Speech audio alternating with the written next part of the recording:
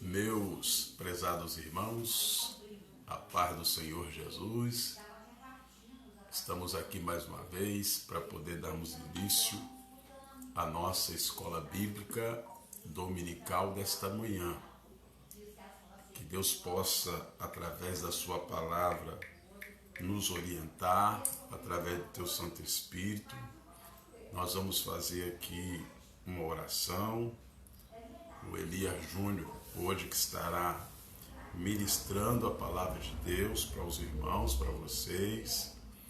E ele já chegou, depois eu vou dar o lugar para ele, mas nós iremos louvar, iremos orar, iremos fazer, a abertura, as ações introdutórias de nossa escola bíblica.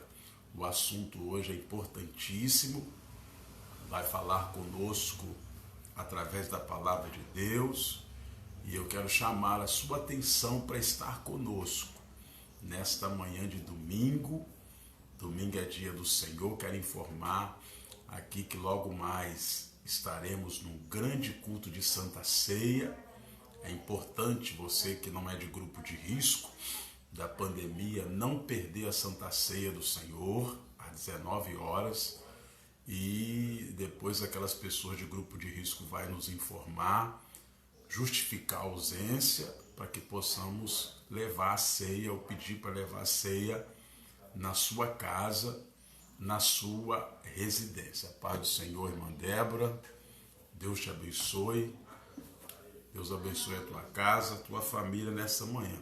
Nós vamos orar para iniciarmos então a nossa escola bíblica, desta manhã abençoada, em nome de Jesus. Quero convidar você para estar conosco neste momento, para estar presente conosco na escola bíblica desta manhã. É importante estudarmos a palavra de Deus, é importante lermos a revistinha da escola dominical, É importante que você participe conosco. Nosso Deus, nosso Pai que está no céu, nós queremos te agradecer pela oportunidade de estarmos na tua presença. Perdoa nossos pecados, nossas falhas, fraquezas, que o Senhor possa nos direcionar através do teu Santo Espírito nesta manhã, que a tua palavra possa, Senhor, nos orientar, que a tua palavra possa nos confrontar, que a tua palavra possa realmente mexer conosco espiritualmente. Eu te agradeço, eu te peço, em nome de Jesus. Eu vou cantar, não tem violão hoje não, mas eu vou cantar aqui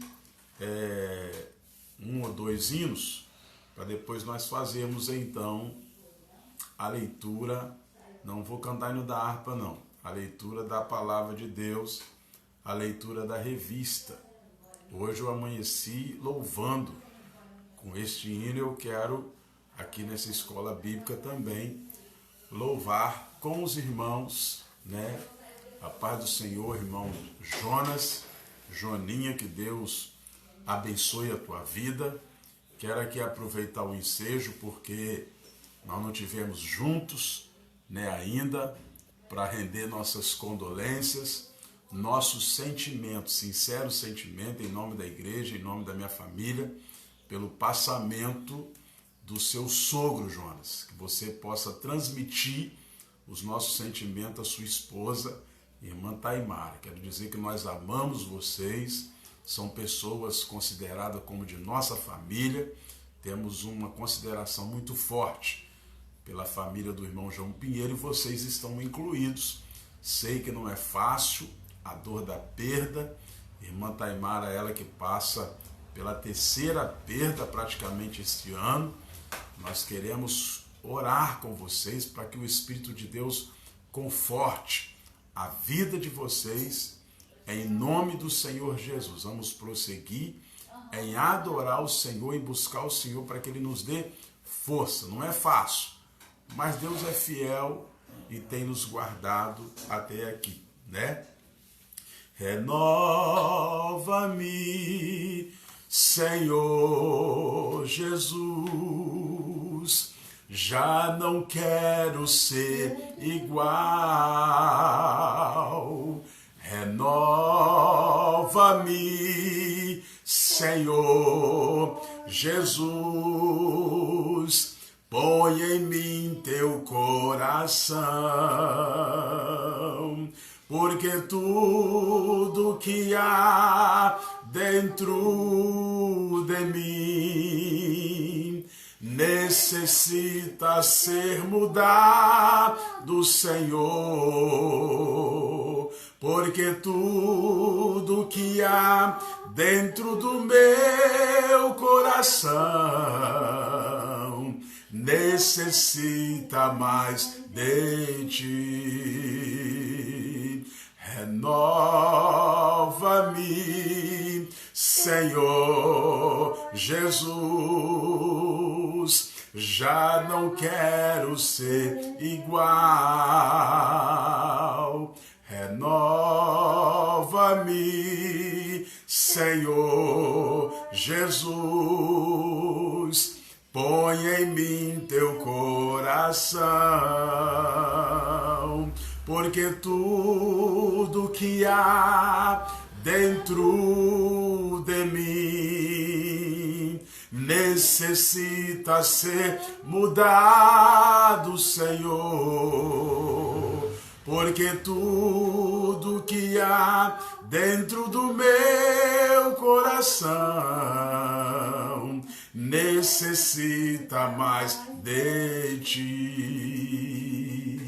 Louvado seja o nome do Senhor. Aleluia. A paz do Senhor, pastor Henrique. A paz do Senhor, Tiago Rodrigues. Que Deus abençoe a vida dos irmãos e irmã Deusimara. Que nesta manhã o Senhor possa também abençoar a tua vida.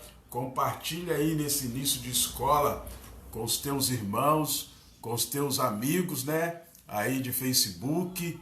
Quero cumprimentar também nossa amiga vizinha de cidade, Eliandra Pio, que também está aí conosco nesta manhã abençoada. Jeane, minha sobrinha, que Deus te abençoe. Enfim, que os irmãos possam participar, né? Pastor Henrique está lá pedindo para nós cantarmos um hino, Grandioso és tu. Acha aí, Dona Maria, que eu não sei o número. Mas eu vou cantar um antes, depois. Esse hino está na harpa. A minha sogra está aqui conosco participando. Ela vai ver se acha, a gente ainda canta ele nesta manhã, em nome do Senhor Jesus. 526. Né? Daqui a pouco nós vamos cantar o hino 526 de nossa harpa cristã, a pedido do pastor Henrique, para que possamos continuar na adoração do Senhor nosso Deus. O evangelista Elias Júnior já está aqui, daqui a pouco estará ministrando a palavra de Deus. A paz do Senhor, meu querido irmão André Luiz, né? Tá sumido, rapaz, saudade de você. Vê se aparece para louvar Deus conosco na nossa igreja. André, que já congregou conosco, hoje está em outra cidade, que Deus possa te abençoar, em nome do Senhor Jesus. Hoje não tem violão não, porque está com defeito, mas nós estamos cantando assim no gogó, assim mesmo, em nome do Senhor Jesus. Depois de tudo terminado, não existe razão para o evangelho aqui. Depois da multidão de reprovados souber que Jesus Cristo já voltou, o povo que com mansa voz falava do Evangelho Santo desapareceu. Os reprovados gritam, corre e pedem, montes, cai agora sobre nós. Muita gente desmaiada chão, resultado de uma vida sem consagração. Será tarde para alguém querer se arrepender. O desamor do anticristo, quem ficar vai ter. A história do futuro será esta. A voz de Deus o mundo inteiro vai ouvir. E quando vir o fim onisciente, o povo separado vai subir. Muita gente desmaiada pelo chão, resultado de uma vida sem consagração. Será tarde para alguém querer se arrepender. O desamor do anticristo, quem ficar vai ter. Muita gente desmaiada pelo chão, resultado de uma vida sem consagração. Será tarde para alguém querer se arrepender. O desamor do anticristo, quem ficar vai ter. Glória a Deus, louvado seja o nome de Jesus. André, eu vou ter esta promessa sua como dita. Nós vamos te aguardar para você uma hora aparecer, para estar louvando a Deus conosco, em nome de Jesus. Vou cantar aqui o 526, a pedido do pastor Henrique, para então nós prosseguirmos com a nossa escola. Bom dia, na paz do Senhor, nossa amiga irmã Norma Alice Conceição, colega de trabalho da minha esposa, irmã Deusimar. Senhor meu Deus, quando eu maravilhado contempla tu a imensa criação, a terra e o mar e o céu todo estrelado, me ver falar da tua perfeição. Então minha alma canta-te, Senhor. Grandioso és tu, grandioso és tu. Então minha alma canta-te, Senhor. Grandioso és tu, grandioso és tu.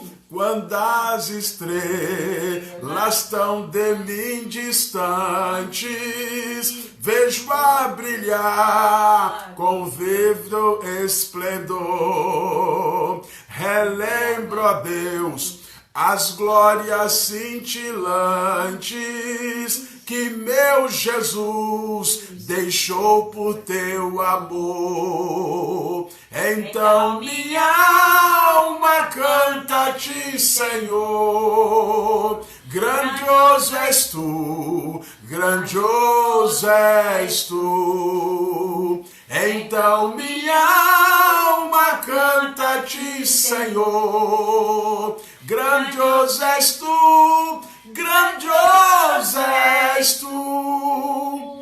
Olha as florestas murmurando ao vento, e ao ver que tu plantaste cada pé, recordo a cruz, o lenho tão cruento, e no teu filho afirma minha fé.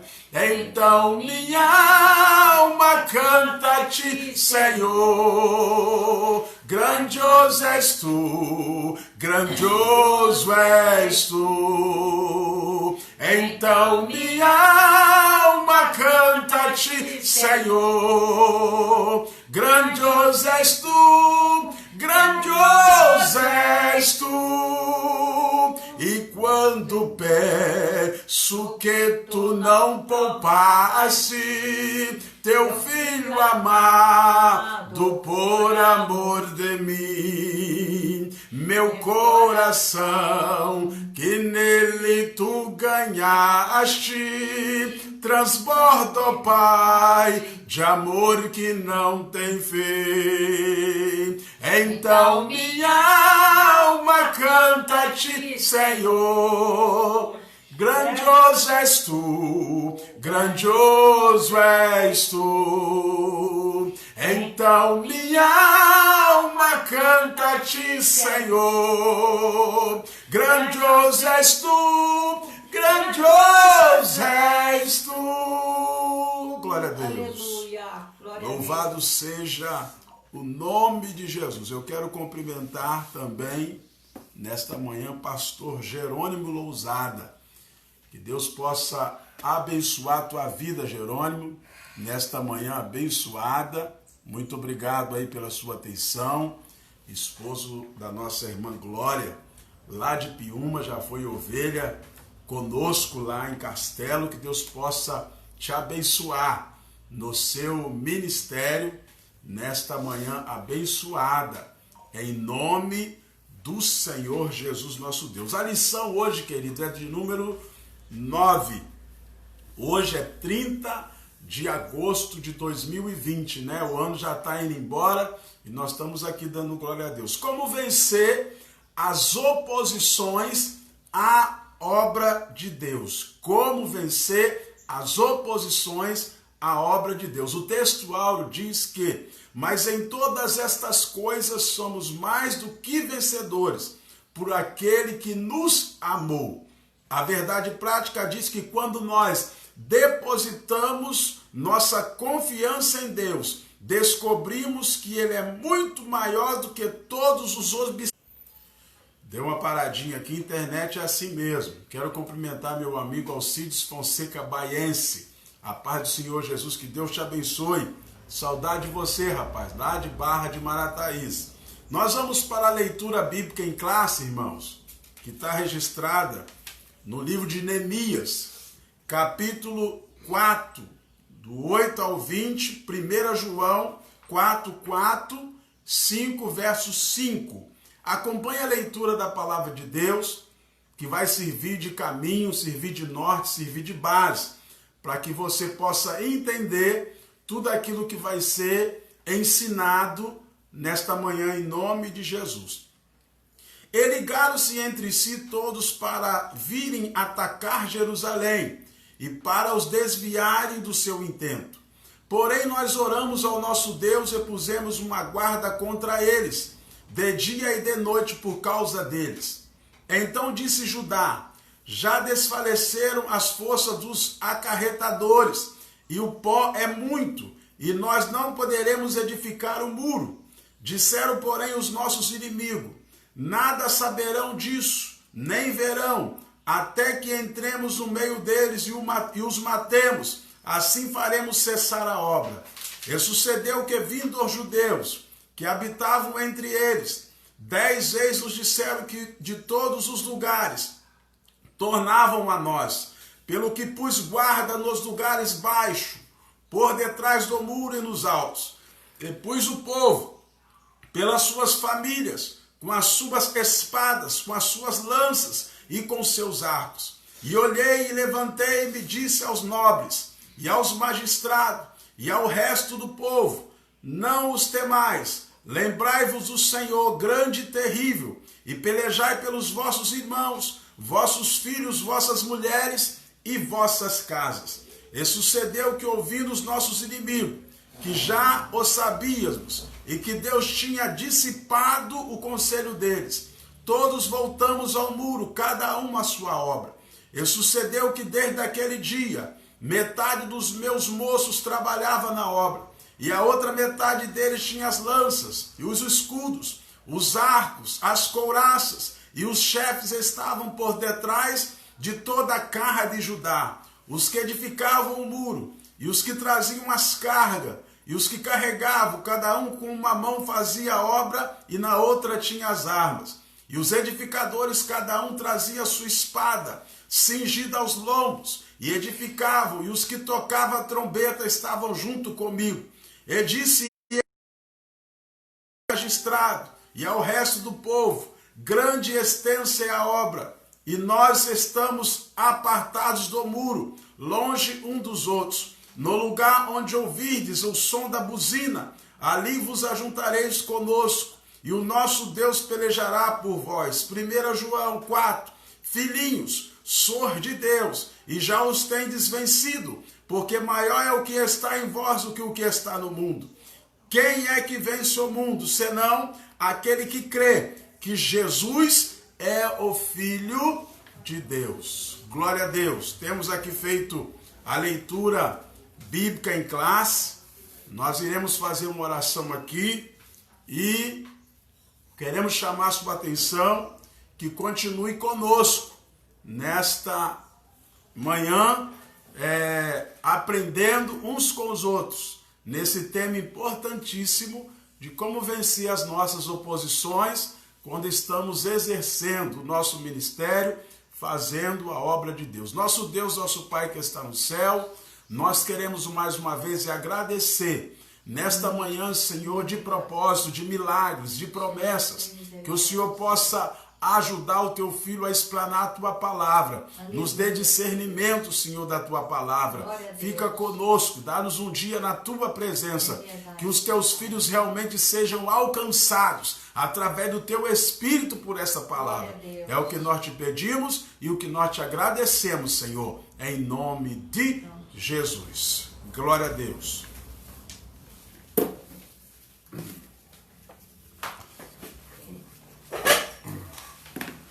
Glória a Deus, eu quero cumprimentar todos os irmãos com a paz do Senhor. Você que está nos ouvindo, receba a paz de Cristo no seu coração, receba a paz, receba a alegria, receba renovo de Deus, para que nessa manhã possamos juntos, mais uma vez, aprendermos da palavra do Senhor. Amém? Feliz em estar aqui, podendo estar falando, estar ensinando, estar lecionando da palavra para os nossos irmãos, nossos companheiros. Você que está aí, de repente está com a revista da Escola Dominical, nossa revista aí da CPAD, desse trimestre. Estamos falando sobre os princípios divinos em tempo de crise. Nós estamos no momento, e eu estou crendo, irmãos, que esse momento está acabando, mas nós ainda estamos nele aí, esse momento de crise, de pandemia, e mediante tudo isso nós devemos estar pautados, devemos estar firmes nos princípios, no querer, na vontade, nas doutrinas, devemos estar firmados dentro da vontade do Senhor. Amém? Então, só tem como saber os princípios de Deus, a vontade de Deus, aprendendo, lendo, se envolvendo, trazendo a palavra do Senhor para o nosso coração, no ensinamento, na leitura da Bíblia Sagrada, na meditação da palavra do Senhor. Amém? Então eu vou dar início aqui à nossa aula dessa manhã, 8h36 agora, acredito que antes das 10 horas a gente já encerrou essa aula, essa escola dominical. E você que está aí, quiser nos acompanhar com a sua revista, com a sua Bíblia, nos acompanhe, porque eu tenho certeza que será de grande aprendizado, de um aumento não só da sua sabedoria, mas da sua fé, não só daquilo que você tem como bagagem bíblica, mas uma força na sua vida espiritual e entendimento para saber lidar com esses momentos que estamos vivendo. Amém? Nós estamos na lição de número 9, 30 de agosto de 2020, como vencer as oposições à obra de Deus. Nós vamos aprender nessa manhã como vencer aquilo que se opõe contra nós, quando estamos fazendo a obra de Deus. Então, aqui, os obreiros, os irmãos que estão me ouvindo, e não só os obreiros homens, as mulheres também de Deus que estão aí envolvidas com a obra do Senhor, nós enfrentamos diversas oposições. Se se a gente parar para pensar quase toda semana, quase todo dia, alguma coisa se levanta para nos parar, para fazer com que possamos desistir, para fazer com que possamos retroceder. Então, nesta manhã, nós vamos aprender como vencer essas situações, essas dificuldades, adversidades, problemas que surgem, né? Que podemos resumir como oposições. Amém? O texto áureo diz assim: mas em todas estas coisas somos mais do que vencedores, porque aquele que nos amou. De antemão, Paulo escreve para a igreja aos Romanos que em tudo nós somos mais do que vencedores. Não somos simplesmente vencedores. Falo simplesmente porque, apesar de ser bom vencer, né, sempre é bom estarmos vivendo no querido Senhor para vencer, mas Paulo diz que somos mais, além do que vencedores. Por quê? Porque o que passamos, o que vivemos nesse plano terreno é algo tão terrível, tão difícil, que é maior do que a nossa estrutura. É maior do que somos, é maior do que pensamos. Nós enfrentamos coisas terríveis. Só que apesar de todo esse enfrentamento e oposição, quem vence por nós é Jesus Cristo. Porque o verso vai dizer assim: Ele nos amou. Glórias a Deus. E por Ele ter nos amado, nós somos mais do que vencedores. Estamos num nível de vencimento, nós estamos num nível de alegria na presença do Senhor que é maior do que nós imaginamos. Verdade prática, diz assim: quando depositamos nossa confiança em Deus, descobrimos que Ele é muito maior do que todos os obstáculos que encontramos. O autor aqui, ele chamou minha atenção quando ele fala que quando confiamos a nossa vida no Senhor, descobrimos que Ele é muito maior do que os obstáculos que encontramos.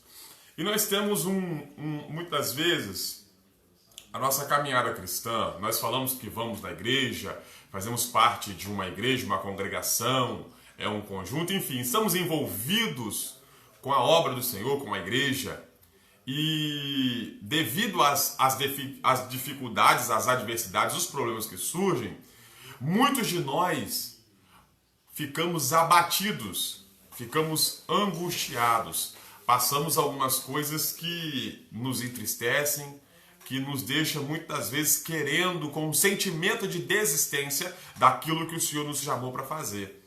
Só que o autor lhe chama a nossa atenção dizendo: quando você confia no Senhor. O que é confiar em Deus? É saber que o Senhor está na frente e que, apesar das dificuldades, eu não vou parar, eu não vou desistir, porque quem está na minha frente é Deus e Ele vai garantir vitória, Ele vai garantir força, Ele vai garantir que o meu caminho vai ser plano e eu vou chegar no objetivo que Ele tem para a minha vida. Mas como que eu vivo isso? Como que eu descubro isso? É confiando. Você quer um exemplo de desconfiança?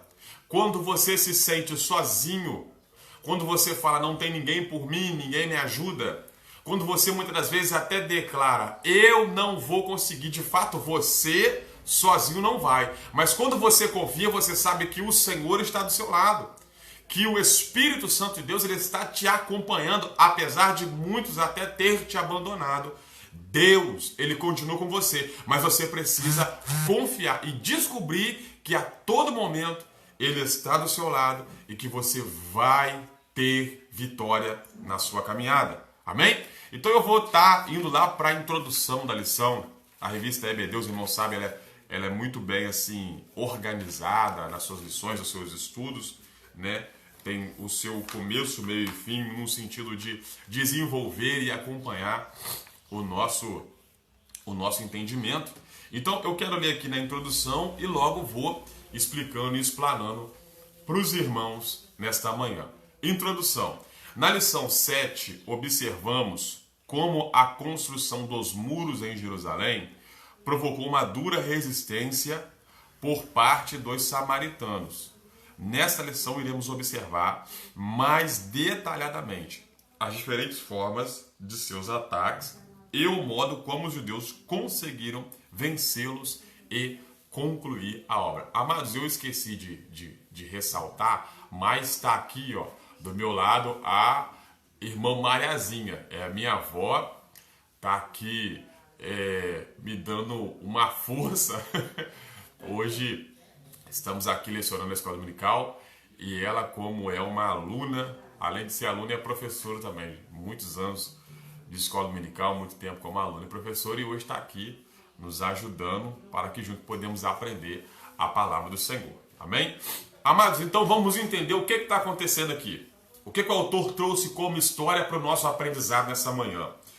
Nós sabemos que o povo de Israel viveu um tempo de cativeiro por causa do pecado. Deus permitiu que eles vivessem esse momento para que pudessem ser disciplinados, advertidos e se conscientizassem que precisavam voltar para Deus. Então Deus permite que os babilônios, homens, nações vizinhas, nações estranhas, estrangeiros, entrassem dentro de Israel. Diga-se de passagem, os babilônios, liderados por Nabucodonosor, entrassem dentro de Jerusalém, de Judá, e ali fizessem cativo o povo de Deus. Vão passar 70 anos de cativeiro. Quando eles retornam para Jerusalém, eles percebem que Jerusalém está destruída.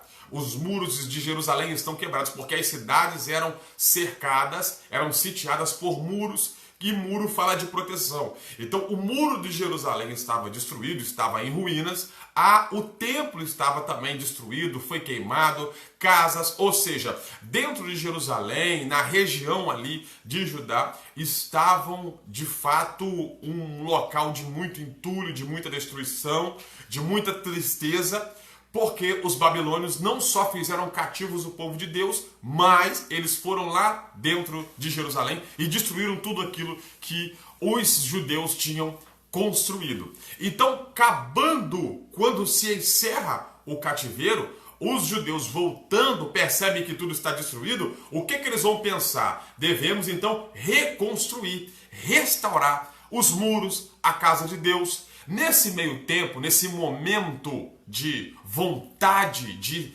ter uma ação para começar a reconstruir o local aonde eles iriam adorar, os muros, enfim. Nesse momento, Neemias, que era um judeu, servo do Senhor, ele trabalhava lá porque a Babilônia depois ela cai, então vem, após passar o reino da Babilônia, quem vai dominar naqueles tempos é a Pérsia. E Neemias, ele estava trabalhando dentro do palácio, ele era copeiro do rei. O que o copeiro do rei faz? O copeiro do rei era da seguinte forma, ele testava, ele era uma pessoa que, quando o rei queria tomar um vinho, ele tinha que tomar na frente, para ver se o vinho não tinha veneno, porque o rei naquela época sofria muitas ameaças. Esse era o cargo de Neemias. Então era um cargo de alto escalão, era um homem que tinha uma vida tranquila, tinha uma vida, como podemos dizer, uma vida estabelecida, uma vida boa, tranquila, uma vida que ele tinha uma certa segurança no seu cargo, no seu trabalho. Mas quando ele fica sabendo que a casa de Deus foi destruída, os muros estão destruídos, quando ele fica sabendo que a pátria dele, o lugar aonde ele pertence, a origem dele, está passando por dificuldades, ele sente no seu coração de ir para lá, em Jerusalém, ajudar os seus irmãos a reconstruir os muros, reconstruir o templo, reconstruir a casa de Deus, o lugar de adoração, reconstruir de novo aquela cidade santa. Então, quando Neemias tem essa vontade, ele vai até o rei, explica para o rei, ele está num momento de tristeza, ele está mal por causa das notícias, então ele fala para o rei fala com ele, então vamos fazer o seguinte, eu vou te dar uma carta e você vai para lá e vai fazer o que deve ser feito. Glorificado seja o nome do Senhor. Por que Neemias vai ter cartas? Porque ele iria passar por alguns lugares. E quando ele mostrasse a carta ali, os homens, as pessoas que iriam parar Neemias, iam reconhecer que ele não estava indo por si mesmo, por si próprio, mas estava indo primeiro em nome de Deus, segundo em nome do rei, para levantar os muros, reconstruir tudo aquilo que tinha sido derrubado. Só que o problema não foi Neemias sair do palácio e chegar até Jerusalém. Isso aí foi apenas um detalhe. O problema é que quando eles começaram a reconstruir os muros, né? Quando começaram a levantar os muros, a fazer a obra, colocar a mão no arado, eles começaram a sofrer algumas oposições. Começaram a se levantar pessoas, começaram a fazer diversos tipos de coisas para parar a obra do Senhor. E Neemias, então, ele vai nos dar um grande exemplo de como vencer as oposições que vêm para parar o querer de Deus, para parar a obra do Senhor. Então, nesta manhã, nós vamos aprender com o exemplo de Neemias como vencer as oposições que surgem para acabar, para parar, para desfazer, para trazer um sentimento de desistência dentro de nós. Esse sentimento, eu tenho certeza que ele vai sair nessa manhã no nome de Jesus e você vai conseguir concluir aquilo que Deus te chamou para fazer. Amém? Então, eu vou prosseguir, irmão, no próximo tópico para que possamos entrar nessa história, aprender com os exemplos de Neemias e você ser edificado nessa manhã. Primeiro tópico diz assim: qual a procedência destes ataques? Subtópico 1 diz assim: a Bíblia revela a verdadeira força por trás destes ataques. Diz assim, ela diz: não temos que lutar contra carne e sangue, mas sim contra os principados, contra as potestades, contra os príncipes das trevas deste século, contra as hostes espirituais da maldade nos lugares celestiais. Portanto, nossa luta é antes de tudo espiritual. Os inimigos visíveis são meramente instrumentos dos demônios, os quais os atacam. Desde que Lúcifer caiu em pecado no céu e foi expulso de lá, ele tem sido o adversário de Deus e de sua obra. Amados irmãos, a primeira coisa que eu quero quebrar aqui nessa manhã é esse mal, essa cultura, esse pensamento de que quando você está sofrendo uma oposição por fazer uma obra de Deus, esse pensamento que você tem, que estão se levantando pessoas contra o meu ministério, estão se levantando homens, mulheres, né? Quando você pensa que o seu problema é em relação ao seu próximo, quando você acha que o seu problema é a pessoa que está do seu lado, de repente na sua igreja, de repente alguém que mora próximo de você, quando você tem esse pensamento, você está errado. Porque Paulo vai dizer, como eu li aqui no livro de Efésios, que a nossa luta, a nossa batalha, a nossa guerra não é contra a carne nem contra sangue. Ou seja, quando Paulo fala carne e sangue, ele está dizendo pessoas, seres humanos. Então ele deixa claro, a minha luta não é contra o meu irmão. A minha luta não é contra os meus amigos. A minha luta não é contra parentes. A minha luta não é contra quem mora no meu bairro. A minha luta não é contra essas pessoas. A minha luta é contra o diabo. Minha luta é contra Satanás. É ele que se levanta para me destruir. Mas, evangelista, eu não estou entendendo porque tem pessoas que têm feito mal para mim. Sim, mas você tem que entender que por trás de algumas pessoas existe uma influência do mal. Pregador, não estou entendendo, evangelista. Eu confesso que eu já sofri tanto na mão de pessoas que eu acho que é a pessoa mesmo que quer vir contra mim. Não, entenda uma coisa. Lá em Mateus 16, 23, vai dizer que Jesus estava num discurso e Pedro ele vai falar para Jesus: Jesus, não vai para a cruz não, vai para lá não, Jesus. Permaneça vivo em nosso meio, o Senhor tem feito coisas maravilhosas, não cumpra isso, não deixe isso cumprir na sua vida.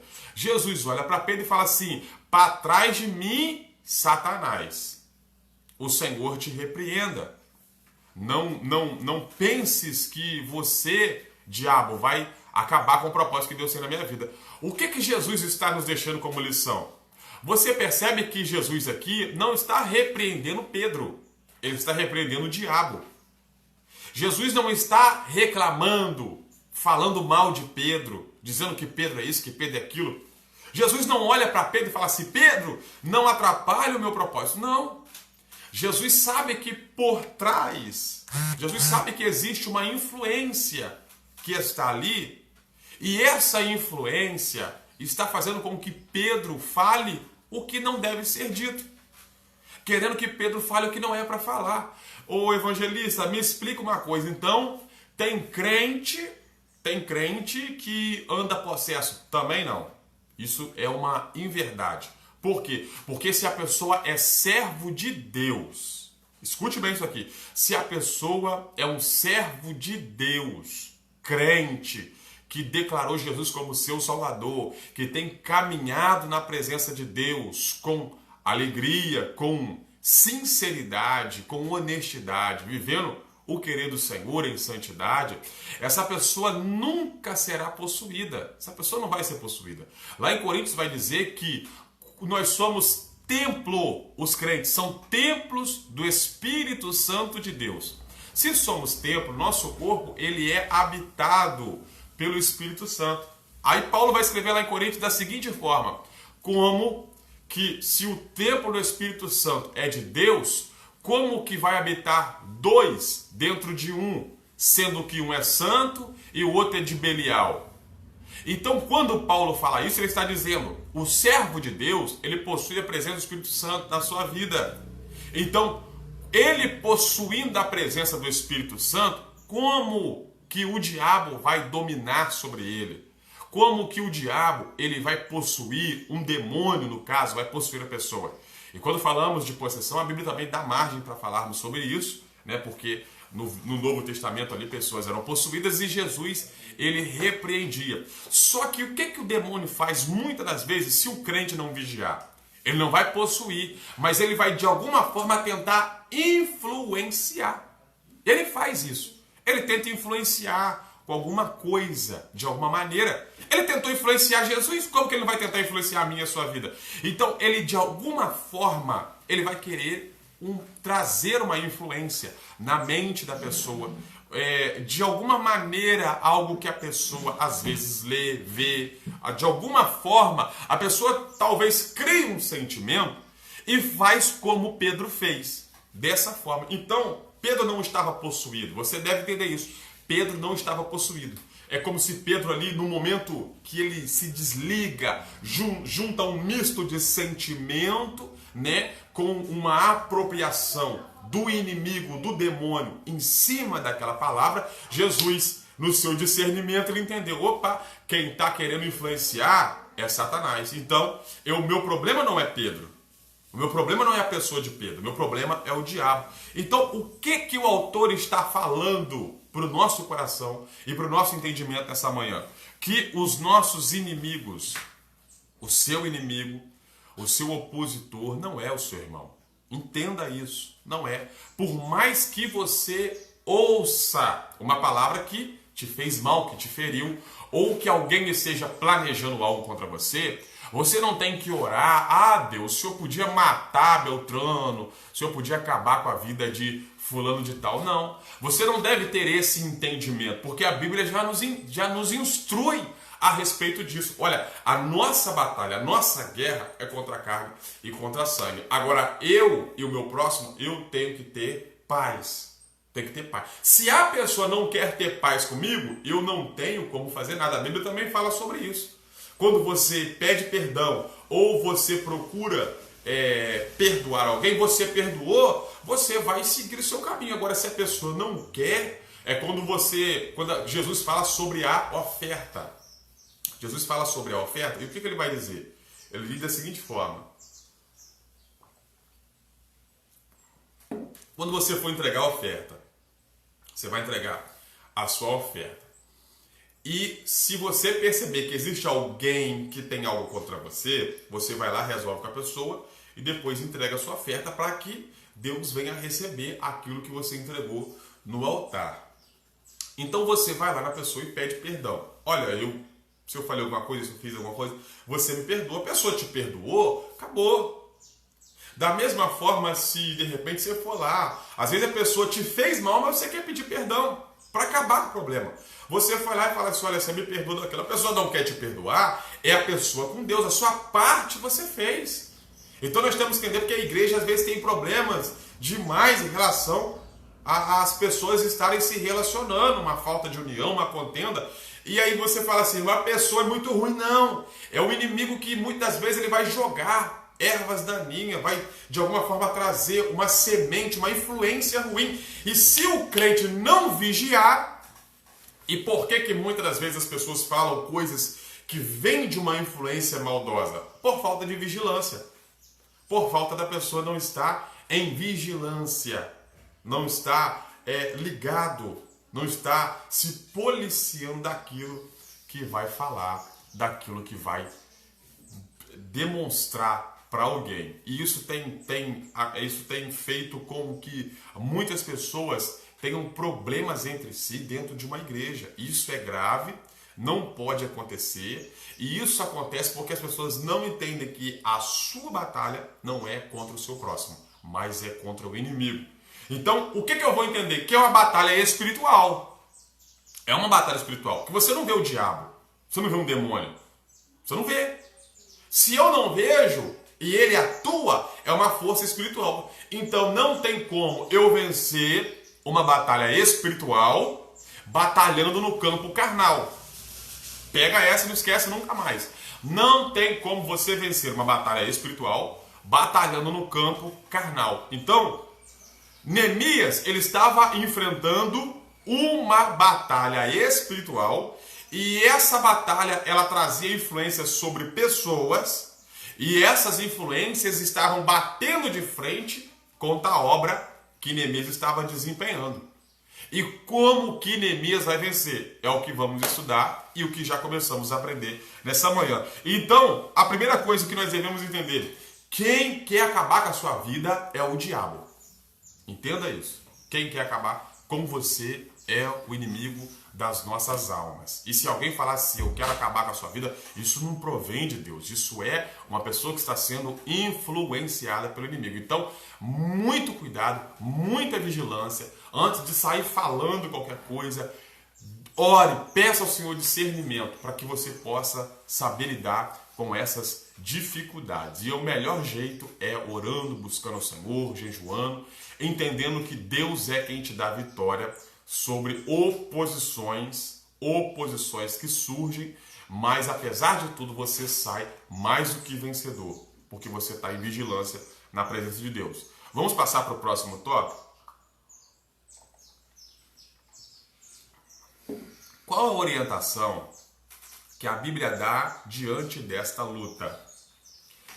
Ela diz: portanto, tomai toda a armadura de Deus para que possais resistir no dia mau, tendo feito tudo, ficar firmes. Vemos assim que a Bíblia não aconselha fugir da luta, mas sim ficar firmes, resistir e vencer. Amados, quando Paulo fala que a nossa luta não é contra a carne nem contra a sangue, mas é contra as hostes espirituais da maldade nos lugares celestiais, ele está dizendo: olha, a sua batalha não é contra o seu próximo, não é contra as pessoas, a sua batalha é espiritual e é contra o diabo. E o que ele vai dizer? Se você entra numa batalha espiritual, você deve guerrear no campo do espiritual. E quais são as armas? Se é uma batalha, então existem as armas, as armaduras. Então lá em Efésios capítulo 6, vai nos falar a respeito de algumas armas, algumas armaduras que Paulo ele escreve como se estivessem disponibilizadas para o servo do Senhor. Efésios 6 vai dizer, tomando sobre si cingindo os seus lombos, que é o cinto, e Paulo chama de cinto da verdade. O cinto da verdade, o guerreiro, o romano na época, né, o pretoriano, o soldado romano, ele tinha a sua armadura e Paulo ficou preso um tempo com alguns soldados romanos. Ficava preso, amarrado, acorrentado. Os estudiosos dizem que ficava acorrentado a mão e os pés, né, o pulso aqui e a parte do tornozelo de Paulo. Ficava todo o tempo acorrentado com os soldados, em uma parte da sua prisão. Então, ali Paulo pôde perceber, porque quando Paulo escreve Efésios, ele está preso. Então, parece que Paulo, parece não, eu creio que ele recebe uma inspiração do Espírito Santo para falar sobre a armadura, sobre a armadura de Deus, o que o crente precisa para se manter firme diante das batalhas espirituais. Então, Paulo começa a descrever as armaduras. Então, ele fala sobre o cinto. Por que o soldado usava o cinto? O cinto, ele firmava toda a armadura. Quando alguém firmava o cinto na cintura, ele dava liberdade para guerrear. A pessoa tinha mais mobilidade. E Paulo chama esse cinto de cinto da verdade. Então, o que Paulo está dizendo? Quando você vive na verdade, nada pode te parar. Você tem facilidade para entrar e para sair, porque a sua vida está pautada na verdade. Ou seja, você não é uma pessoa que vive de engano, que vive de mentira. Então, muitas batalhas surgem por causa de quê? Por que batalhas surgem muitas das vezes? Primeiro, a influência do inimigo. Segundo, porque existe uma falta de vigilância quando a pessoa vai falar algo. Aí levanta-se uma mentira, um engano. Isso é falta de quê? Primeiro, falta de vigilância. Segundo, é falta de andar na verdade. Então, Paulo está dizendo assim, coloque sobre você o cinto da verdade. Que aí você vai ter liberdade. Paulo também vai falar sobre você colocar a couraça da justiça. O que é couraça? É uma parte que ficava colada no corpo, né? Pegava aqui desde da parte do peito até a parte da cintura, né? Ele protegia aqui o coração, essa região das costas, o tórax, né? E a couraça da justiça fala de quê? De você ter uma justiça no seu coração, de você andar em justiça. Porque quando vier algo para te atacar, você é uma pessoa que tem uma justiça. O que é andar em justiça? É andar conforme a vontade de Deus. Andar de uma forma correta, de uma forma honesta. E quando você anda dessa forma, nada consegue atingir e parar a sua vida, né? Paulo também vai falar sobre a couraça, ele fala sobre o cinto da verdade, a couraça da justiça. Vai falar também sobre os pés estar calçado, né? Com o calçado do Evangelho da Paz. O que isso quer dizer? Naquela época o soldado botava um tipo de calçado, como se fosse uma sandália, e essa sandália ela tinha umas tarraxinhas, né? Umas tachinhas assim, que ela batia no chão, ela travava. E isso dava o quê? Isso dava estrutura, isso dava força. Isso fazia com que o soldado ficasse firme ali na hora da batalha. Ou seja, quando você tem o Evangelho na sua vida e ele não está só em você, mas quando você passa ele para frente, isso ao mesmo tempo vai te dando firmeza para você viver. Ele também vai falar sobre o capacete da salvação. Ou seja, você guardar a sua cabeça, e quando eu falo de cabeça, eu falo da mente, essa região aqui da consciência, da mente, para que você não venha estar pensando coisas que não é para pensar, né? Porque você está numa batalha, se você ficar pensando, colocando coisas na sua cabeça que não são da parte do Senhor, que não são de Deus, pensamentos ruins, você vai acabar sofrendo na batalha, entendeu? E Paulo também vai falar sobre a espada. A espada aqui é a palavra de Deus. Então o crente, para ele ter força, ele precisa da palavra. E por último, Paulo também fala sobre a oração, orando pelos santos. Então, quando o crente ora, anda na verdade, anda em justiça, tem a mente guardada e anda com a palavra de Deus, ele também precisa, muito que eu acabei de lembrar aqui, uma das armaduras também é o escudo da fé. Então, a fé, ela te protege, né? Como se fosse um escudo. Então, quando você tem essa armadura na sua vida, você consegue resistir no dia mau e permanecer firme. Por quê? Porque o dia mau ele chega para todo mundo. Os problemas, as dificuldades, a adversidade, as batalhas chegam para todo mundo. Agora, quando você está armado, quando você está de posse dessa armadura, você consegue vencer e permanecer em firmeza na presença de Deus. É por isso que o autor vai dizer aqui, vemos assim que a Bíblia não aconselha fugir da luta, mas sim ficar firmes, resistir e vencer. Lá em Tiago, capítulo 4, verso 7, vai dizer assim, sujeitai-vos, pois, a Deus e resistir ao diabo e ele fugirá de vós. Então, você não deve ser um crente que corre dos problemas, você não deve ser um crente que foge das adversidades. Não, apareceu a adversidade, eu estou longe, eu não quero, eu desisto, eu jogo tudo para o alto. Se você entra nesse ritmo, nesse patamar, você acaba se tornando um crente covarde. E apesar de ser um crente covarde, você se torna um crente que a sua vida ela fica uma vida onde Deus não tem como cumprir um propósito na sua vida. Por quê? Porque tudo que Deus tem, vamos dizer que Deus tem uma promessa na sua vida. Para você chegar nessa promessa, você vai enfrentar muitas dificuldades. Você vai enfrentar coisas terríveis. E se você fugir de toda dificuldade que aparece para você, você não vai conseguir chegar no propósito de Deus. Lembra de José? José, ele enfrentou oposição dos seus irmãos, teve calúnia contra ele, ele enfrentou diversas coisas. Mas por que José venceu?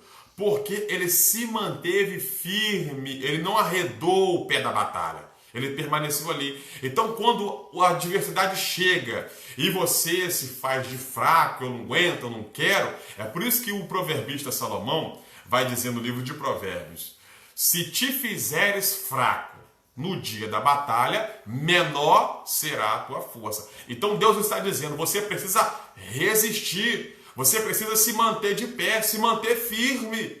E falar, quem está na minha vida é Deus, eu confio nele e ele vai me dar vitória. E ao mesmo tempo com as armaduras, vivendo na verdade, vivendo na justiça, vivendo com fé para se manter de pé, vivendo ali com a mente na presença do Senhor, para que o Senhor venha te dar força e você conseguir romper essas adversidades que vêm contra a sua vida. Assim como Neemias rompeu, você também vai romper na presença do Senhor. Amém? O terceiro subtópico diz assim, nesta luta contra o mundo invisível, a arma mais eficaz é a fé. A Bíblia diz, quem é que vence o mundo, senão aquele que crê que Jesus é o Filho de Deus. Por isso a Bíblia aconselha, milita a boa milícia da fé, toma posse da vida eterna. Pela fé, experimentamos a operação do Espírito Santo em nossa vida. Jamais devemos permitir que alguma coisa venha abalar a nossa fé, porque sem fé é impossível agradar-lhe. Devemos não temer, mas crer somente. Não deis lugar ao diabo. Então, uma das coisas que faz o crente vencer em meio às oposições e às batalhas que surgem contra a obra de Deus é a fé. O que é a fé? Fé é o firme fundamento das coisas que a gente não vê, mas é a prova, a gente acredita que está ali. Ou seja, alguém aí pode me dizer que vê Jesus, eu vejo Jesus? Eu vejo Jesus, ele tem 1,80 m, ele tem uma barba assim e tal, ninguém vê. Mas eu acredito que ele está na minha vida, eu tenho convicção. A Bíblia diz, lá no Salmo 34, Salmo de número 34, diz que o anjo do Senhor, ele acampa ao redor daqueles que o temem. Sabe o que o salmista está dizendo? Que existe um anjo do nosso lado, que ele está a todo momento nos guardando. A pergunta que eu faço, alguém vê o anjo? Alguém está vendo o anjo? Ninguém vê. Mas eu tenho fé, eu acredito, eu creio no invisível. Eu creio, eu acredito que o anjo está do meu lado. O nome disso é fé, é crer no invisível. Então eu creio que Deus está guardando a minha vida. Então, para eu vencer, eu tenho que ter fé. Porque se eu não acreditar, eu não vou conseguir viver o que Deus tem. É por isso que lá no primeira epístola de João, capítulo 5, verso 5, João vai escrever da seguinte forma, olha, quem crê em Jesus, ele consegue vencer, ele vence. né? O versículo vai dizer: quem é que vence o mundo? Ele vai perguntar: quem é que vence o mundo? Quando fala aqui de mundo, não está dizendo o planeta Terra, não. Mas o mundo, ele tem um sistema. E esse sistema, é como se ele conspirasse a todo momento contra os servos do Senhor. O mundo, ele está contra a igreja. O mundo não é o seu amigo. O sistema mundano não está a favor de você, servo do Senhor. Mas como que eu vou vencer o mundo? É o que o João vai escrever aqui. Crendo no Filho de Deus, Jesus Cristo de Nazaré. Então eu creio que Jesus vai me dar força para vencer. Eu creio, eu tenho fé nisso. E quando eu tenho fé, quando eu acredito, eu consigo vencer o sistema, consigo vencer tudo aquilo que vem para querer me derrotar. As influências do maligno, eu venço, ele me dá força. Mas não é porque eu sou forte, é porque eu acredito. Eu preciso acreditar. Agora, qual que é o grande problema? Quando eu não acredito. Quando eu não acredito, eu desanimo. Quando eu acredito, eu me sinto sozinho. Quando eu não acredito, eu quero desistir. Por que eu quero desistir? Porque eu olho para dentro de mim e falo assim: bom, eu estou sozinho, ninguém é por mim, então como eu vou perder mesmo, porque esse problema é maior do que eu, então vou deixar de lado e vou retroceder. Esse é o grande problema de muitos crentes. Não tem mais fé que o Senhor é na sua vida. Não tem mais fé que Jesus vai te fortalecer. Não tem mais fé numa oração que vai te dar força no momento difícil. Não tem mais fé que viver em honestidade na verdade vai fazer de você ter uma liberdade na presença do Senhor. Isso é o que? Falta de fé. Tem pessoas que às vezes passam por tantas adversidades, tanto problema, que as pessoas acabam tendo como se a sua fé fosse sufocada. E nesta manhã Deus está dizendo: milita na milícia da fé. O que é milícia? Milícia é um exército, um conjunto de soldados que estão batalhando por uma causa ou uma doutrina. Então, quando você milita, quando você é um militar de Deus, na milícia, no exército da fé, você consegue vencer as adversidades, as oposições e permanecer firme no propósito que Deus tem para a sua vida. Glórias a Deus. Vamos prosseguir? No subtópico 4 diz assim, ó: nesta luta, as armas devem ser espirituais. É o que eu estava falando no outro tópico passado. No tópico 2. Acabei de falar o tópico 3 sobre a fé. E o tópico 4 vai falar sobre: nessa luta as armas devem ser espirituais. Só as armas espirituais atingem e alcançam os reais inimigos, os demônios. As armas carnais só nos prejudicam, pois muitas das vezes levam-nos a dar lugar ao inimigo. Olha que comparação maravilhosa que o autor vai fazer. Existem as armas espirituais e existem as armas carnais. Para vencer no campo do espiritual, não adianta eu ter uma arma carnal. Vou te dar um exemplo. Você quer vencer, às vezes, uma situação a qual o demônio está agindo contra a sua vida? O demônio está tentando, está fazendo com que as coisas dão errado, né? Você tenta tanto, mas você tem uma batalha ali e você percebe que é algo espiritual, que é um demônio. Você vai fazer o quê? Você vai pegar um revólver e vai tentar dar um tiro no demônio? Tenta tirar. Você acha que você vai acertar? Não vai. Por quê? Porque o revólver é uma arma carnal, material. E o demônio é espiritual, que vem contra nós, que vem contra a igreja. Então, se você tentar guerrear com as armas carnais aquilo que é espiritual, você já perdeu. Você não vai perder, você já perdeu. Só no pensamento você já começa perdendo. Então, o autor deixa claro que quer vencer na batalha espiritual, quer vencer no campo espiritual, você deve vencer com as armas espirituais. E foram aquelas armas que eu falei: justiça, fé, oração, pregação do evangelho, guardar a sua mente, as armaduras, manter-se com a palavra de Deus. São as armaduras, né, que o crente precisa, armaduras espirituais. E aqui o autor vai dizer o seguinte: quando você se arma de armas carnais, você perde. Agora eu tenho que falar uma coisa para os irmãos aqui. Quantos dos irmãos estão sofrendo algumas batalhas?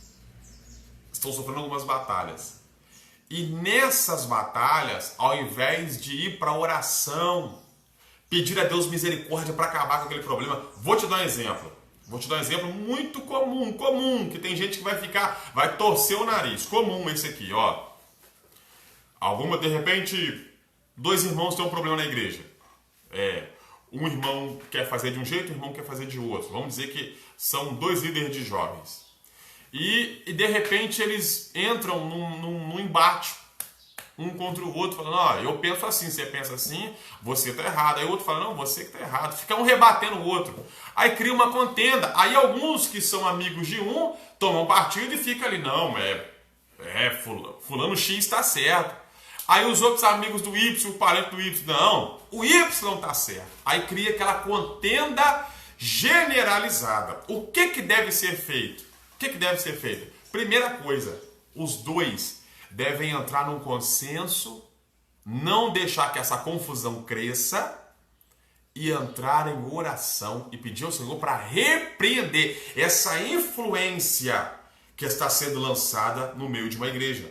O certo é fazer isso. Mas aí, ao invés de fazer isso, fica aquela confusãozinha generalizada, o povo começa a fazer o quê? Ir lá pro Facebook. Aí começa a jogar indireta. Joga indireta para fulano, joga indireta para o Beltrano, que Jesus vai fazer isso, que Deus é na minha vida, que eu não aceito que fale isso. Pegou aí? É o que está acontecendo na igreja. Ou seja, usa o Facebook e isso é o quê? Uma arma carnal. Não se dá por satisfeito, inventa uma mentira do outro irmão. Fala, aquele meu inimigo lá, ele faz isso, isso e isso. Aí o outro que é chamado de inimigo começa a inventar uma calúnia do outro. Né? Não que ele faz isso, que ele pensa assim. Né? Aí começa aquela confusão. O negócio, ao invés de acabar, cresce. E a igreja, ao invés de prosperar, mingua. E é o que tem acontecido com muitas igrejas. Por quê? Por causa de confusões, de problemas, de contendas, oposições que surgem contra a obra do Senhor. E o povo às vezes não está tendo discernimento que tudo isso é um levante, não de homens e mulheres, mas do diabo. Mas o povo, ao invés de guerrear com a arma espiritual, quer guerrear com a arma carnal, quer falar, quer bater, quer fofocar, quer mentir, quer caluniar. E o povo e a obra do Senhor sofre por causa disso. Né? Tem alguém que está me ouvindo e deve estar pensando assim, rapaz, como que pode? Muitas pessoas usam Facebooks indiretas. E isso, irmão, não é só aquelas briguinhas no grupo de WhatsApp, essas briguinhas ridículas, essas briguinhas medíocres, idiotas que tem nos grupos de WhatsApp. Isso não é só nos grupos de WhatsApp, não é só no Facebook, não.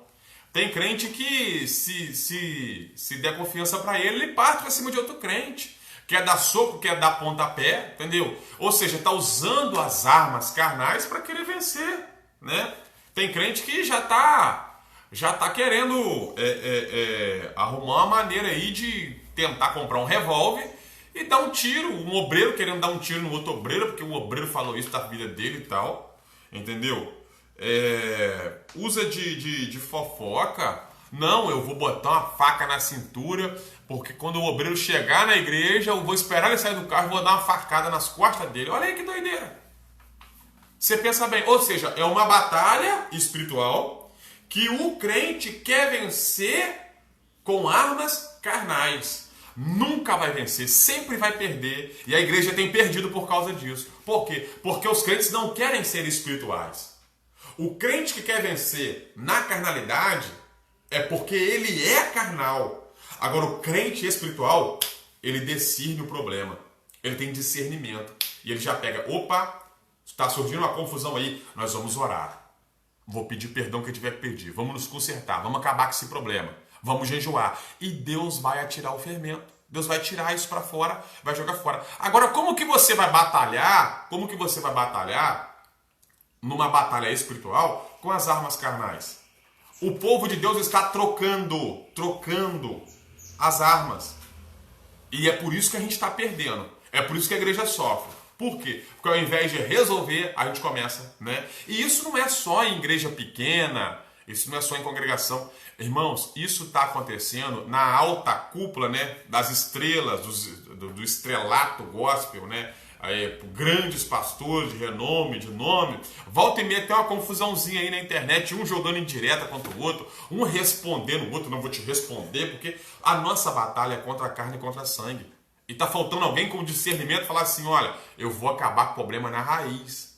Mas aí o orgulho está ferido, não que eu não aceito isso, o fulano falou isso de mim, e aí o povo de Deus sofre. Então nesta manhã, Deus está dizendo, você não tem que batalhar contra o seu irmão com armas carnais, nem com indireta, nem com fofoca, nem com mentira, nem achando que quem está do seu lado vai te fazer vencer, nem com arma de fogo, nada disso. Você precisa dobrar esse joelho.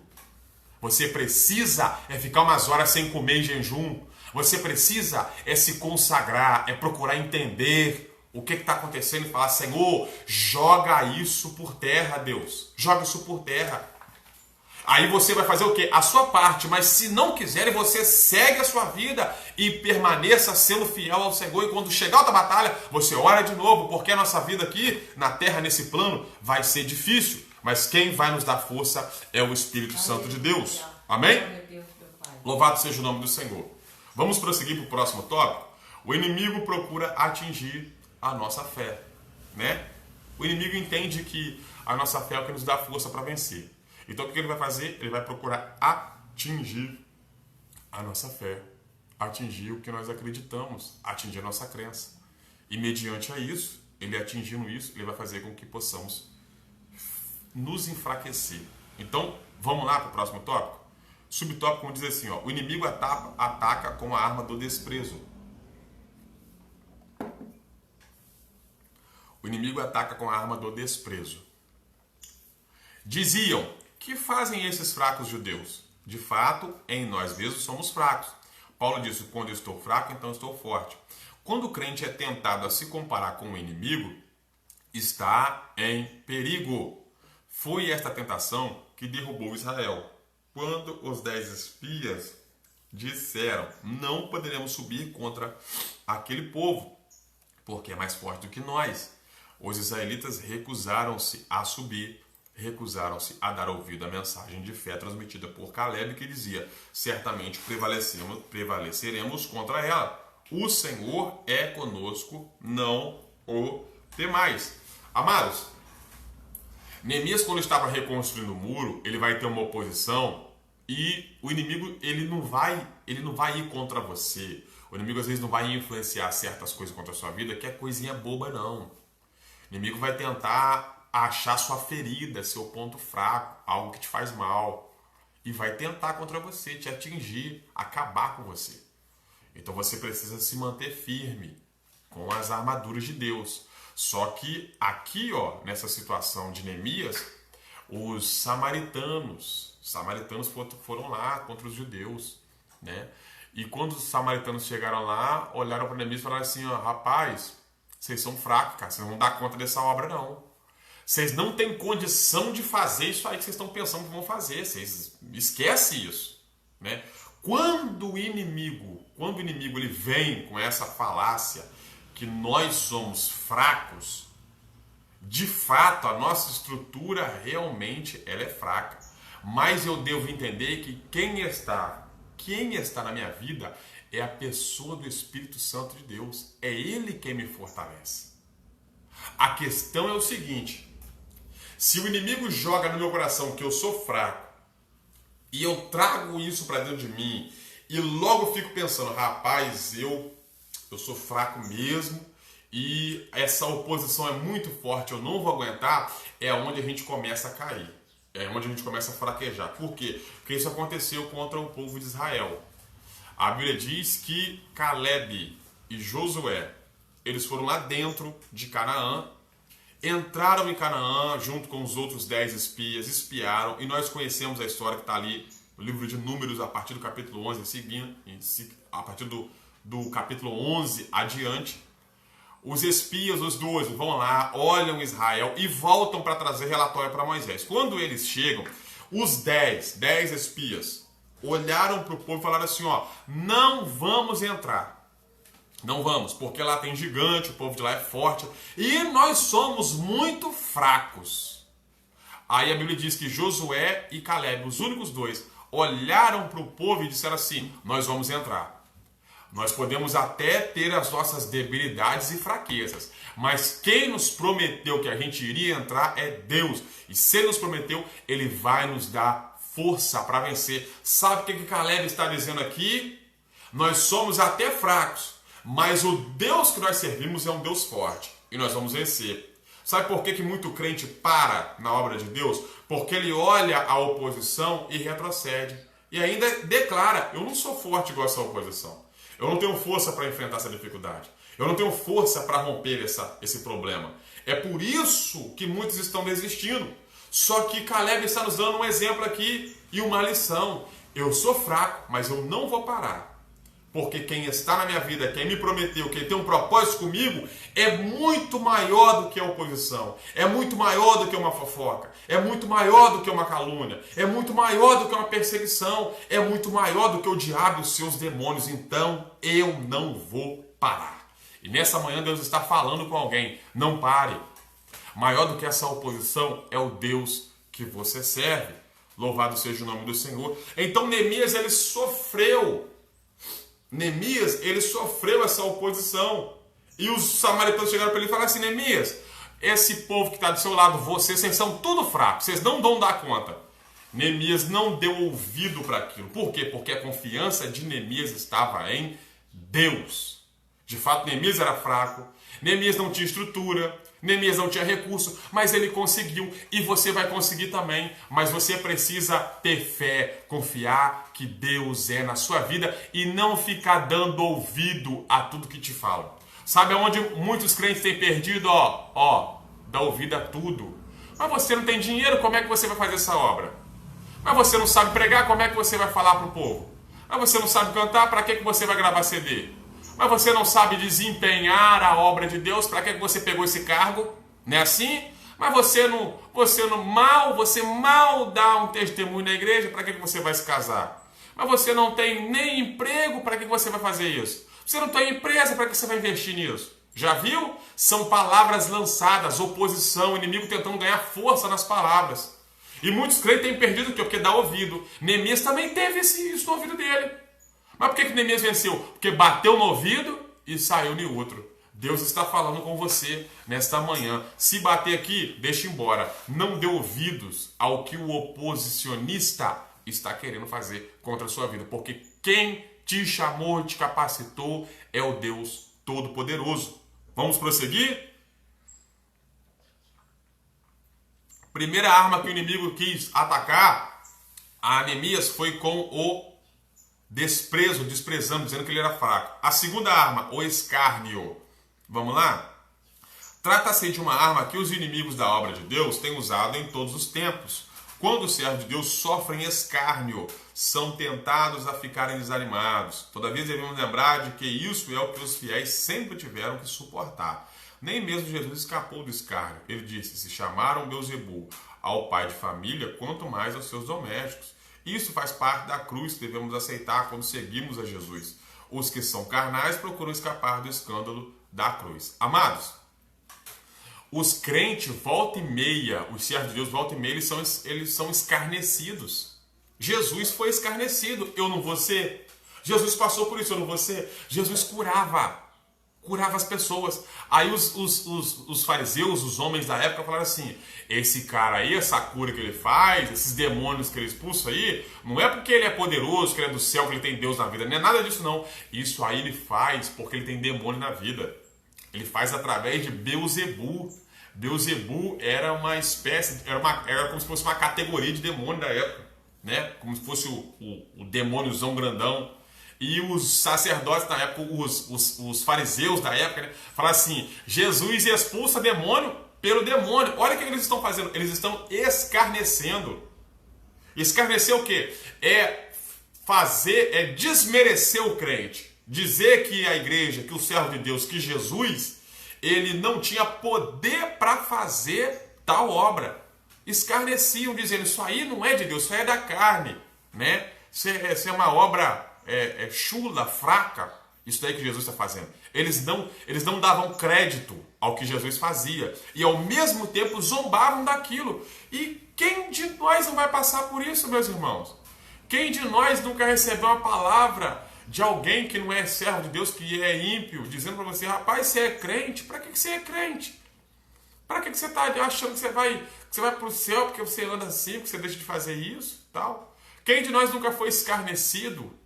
Quem que muitas vezes não olhou para você e disse que você não iria conseguir porque você é crente? Entendeu? A igreja volta e meia ela é escarnecida na televisão, pessoas zombam da igreja, novelas zombando de igreja, filmes que zombam da igreja, entendeu? Dos servos do Senhor. Aí por que eu estou sendo zombado? Eu vou sair da igreja? Não, a igreja está sofrendo muita perseguição, muita zombaria, eu não vou ficar aqui não. É por isso que o autor vai dizer aqui, ó, os que são carnais procuram escapar do escândalo da cruz. Deixa eu te falar uma coisa, você uma hora vai passar vergonha por ser crente, entenda isso.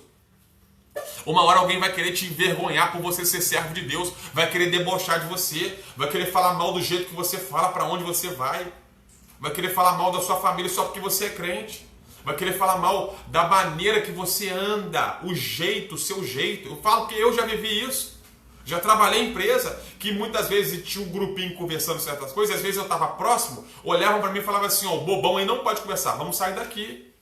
E às vezes eu me sentia o quê? Muitas vezes eu me sentia constrangido, mas eu glorificava o nome do Senhor. Sabe por quê? Porque reconheciam que era um crente. Talvez me tinham como um bobo, mas tinham que reconhecer, ele é crente. É isso que o servo de Deus tem que entender. Só que tem muitos que têm vergonha disso. Não, vocês querem conversar sobre tal assunto? Eu sou crente, mas vou fazer parte desse assunto também? Estou nem aí para a minha igreja. Esses que fogem do escândalo da cruz, eles são carnais. Agora, aquele que é espiritual, ele passa pelo escárnio, mas ele permanece firme. Fizeram isso com Neemias também. Fizeram isso com Neemias, dizendo, Neemias, vocês são fracos. Se vir uma raposa, vai derrubar esse muro de vocês. Falaram isso com Neemias. Ridicularizaram a obra que Neemias estava fazendo. E muitos de nós, servos do Senhor, somos tidos como ridículos. De ridículo. Onde já se viu você ir para uma praça pública, colocar um som e começar a chamar as pessoas à salvação, chamar as pessoas para Cristo? As pessoas vão olhar para você e falar assim, esse cara tá louco, esse pregador tá maluco, entendeu? Quantos de nós não passamos por isso? Quantos pregadores que não foram expulsos de praça pública? Você acha que isso nunca aconteceu? Quantos que já foram expulsos de estabelecimentos por ser crente? A igreja passa por isso e vai continuar passando. Mas o servo do Senhor passa por isso, mas permanece fiel. Isso é que você precisa entender. Neemias, ele permaneceu. Falaram com Neemias, Neemias, o muro é fraco, você não vai conseguir, se vier uma raposa vai derrubar. Mas Neemias concluiu aquilo que Deus chamou ele para fazer. Por que muitos crentes não concluem? Porque começam a ficar sentidozinhos. Ah, não, estão falando demais de mim, eu estou escandalizado, não vou ficar, estou constrangido, ninguém vai querer andar comigo. Que se dane se ninguém quer andar com você. Dane-se se alguém está falando que você é quadrado, que você é isso, que você é chato, que você é não sei o quê. O seu compromisso é com Deus. É com Deus. E é o seu testemunho que vai atrair as pessoas para a presença de Jesus Cristo. Glória seja dada ao nome do Senhor. Se você fraquejar nesse momento, as pessoas vão olhar para você e falar assim, ó, além de crente é frouxo. Ela é frouxa. Mas se você permanecer firme, vão entender que a fé que está no seu coração é muito maior do que a zombaria que estão contra você. Louvado seja o nome do Senhor. Vamos lá para o subtópico 3.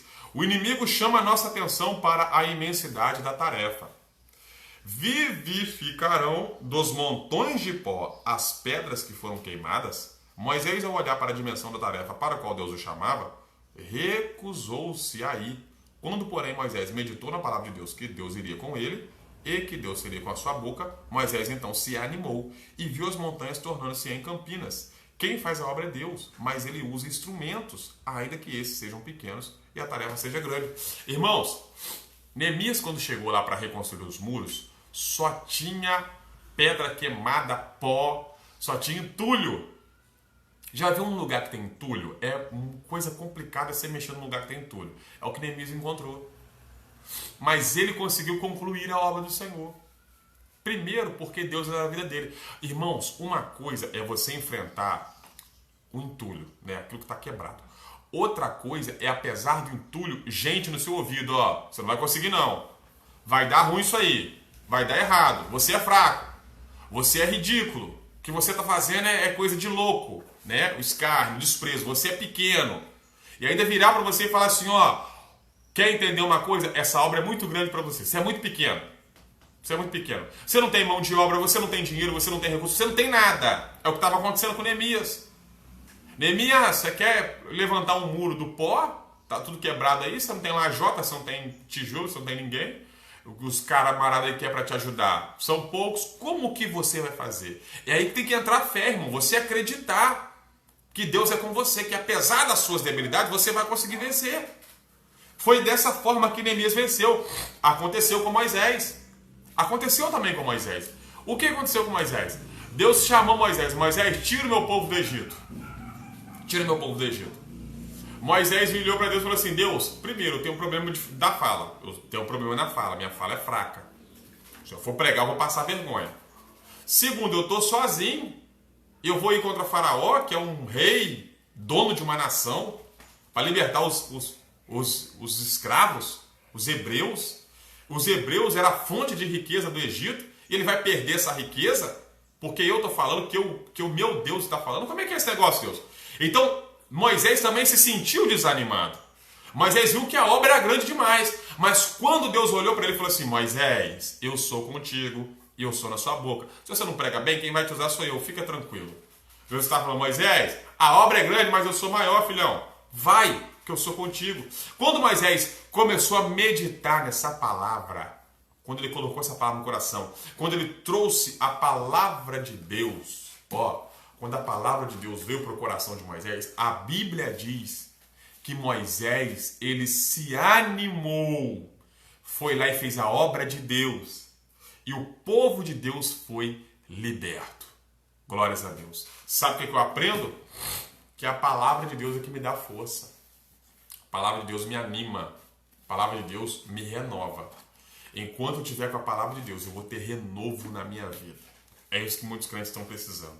Porque você olha às vezes para a tarefa que você tem que desempenhar na obra do Senhor e você se acha pequeno. Mas quem te amou foi Deus. E se Ele te amou, Ele vai garantir a sua força nessa batalha em relação aos opositores. De repente tem alguém que está me ouvindo, que você teve um cargo na igreja, que as pessoas olharam para você e falaram assim: você não vai conseguir. Você é doida, você é doido, você não tem condição, você é fraco, você não tem equilíbrio. Eu já escutei isso. O pastor Jorge me colocou para ser líder de jovens. Uma época, uma jovem virou para mim e falou assim: eu não aceito essa sua liderança, você é fraco, você é pequeno. E nessa bobeira aí eu fiquei 3 anos, fora os anos que eu tive que ainda dar um amparo ali por trás, porque os líderes às vezes eles não tinham muita desenvoltura e a gente que tinha um pouco de experiência ajudava, né? Fazendo eventos, retiros, enfim. Depois ainda voltei para ser líder de jovem, mais uns 2 anos, 3 anos, enfim. Foram momentos de muita experiência. Mas se eu dou ouvido àquela palavra lá de trás, eu não era nem obreiro hoje, irmãos. Não era nem obreiro, não estava nem aqui falando isso para você. Agora eu olhei para Deus e falei: Senhor, se o Senhor me chamou, eu vou conseguir desempenhar essa obra. E foi o que aconteceu. Então talvez você está me ouvindo que tem alguém olhando para você falando assim: você não vai dar conta dessa igreja, você não vai conseguir dar conta desse cargo. A obra é muito grande, você é muito pequeno, você não tem nem carro, você anda a pé, sua família não é boa. Até isso as pessoas... Quem? Entendeu? A igreja ela tem uma mania de julgar as pessoas pela capa, julgar o livro pela capa, que é terrível. Isso se torna uma oposição. O inimigo ganha força com palavras lançadas. E a pessoa que muitas vezes está tomando a oposição se sente fraca e abatida e acaba largando a obra do Senhor. Eu vou falar uma coisa para você. Quantas pessoas que estão frustradas dentro de casa? Vasos de Deus, profetas que não querem mais profetizar. Não quero mais fazer a obra do Senhor. Não quero mais pregar. Porque falar que a minha pregação não é boa, minha voz é desafinada. Quantos que estão dentro de casa estão depressivos por causa de uma palavra que o inimigo lançou através de uma pessoa e já não querem mais fazer a obra do Senhor? Deus um dia usou um profeta e falou assim: a obra é grande. Aí você olhou e falou assim: Deus, eu não vou aguentar, vou morrer, vou acabar porque eu sou pequeno e a obra é grande demais. Olha o exemplo de Moisés. Olha a obra que Moisés fez. Olha a obra que Neemias fez. Mas sabe por quê? Porque eles tinham fé, confiavam no Senhor, se mantiveram firmes, avançaram, romperam e Deus deu força para eles vencerem. É isso que Deus está falando com você nessa manhã. Deus é na sua vida. Acredite, tenha fé que você vai ter força. Medita na palavra do Senhor, porque maior é o que está conosco. Vamos lá para o subtópico 4.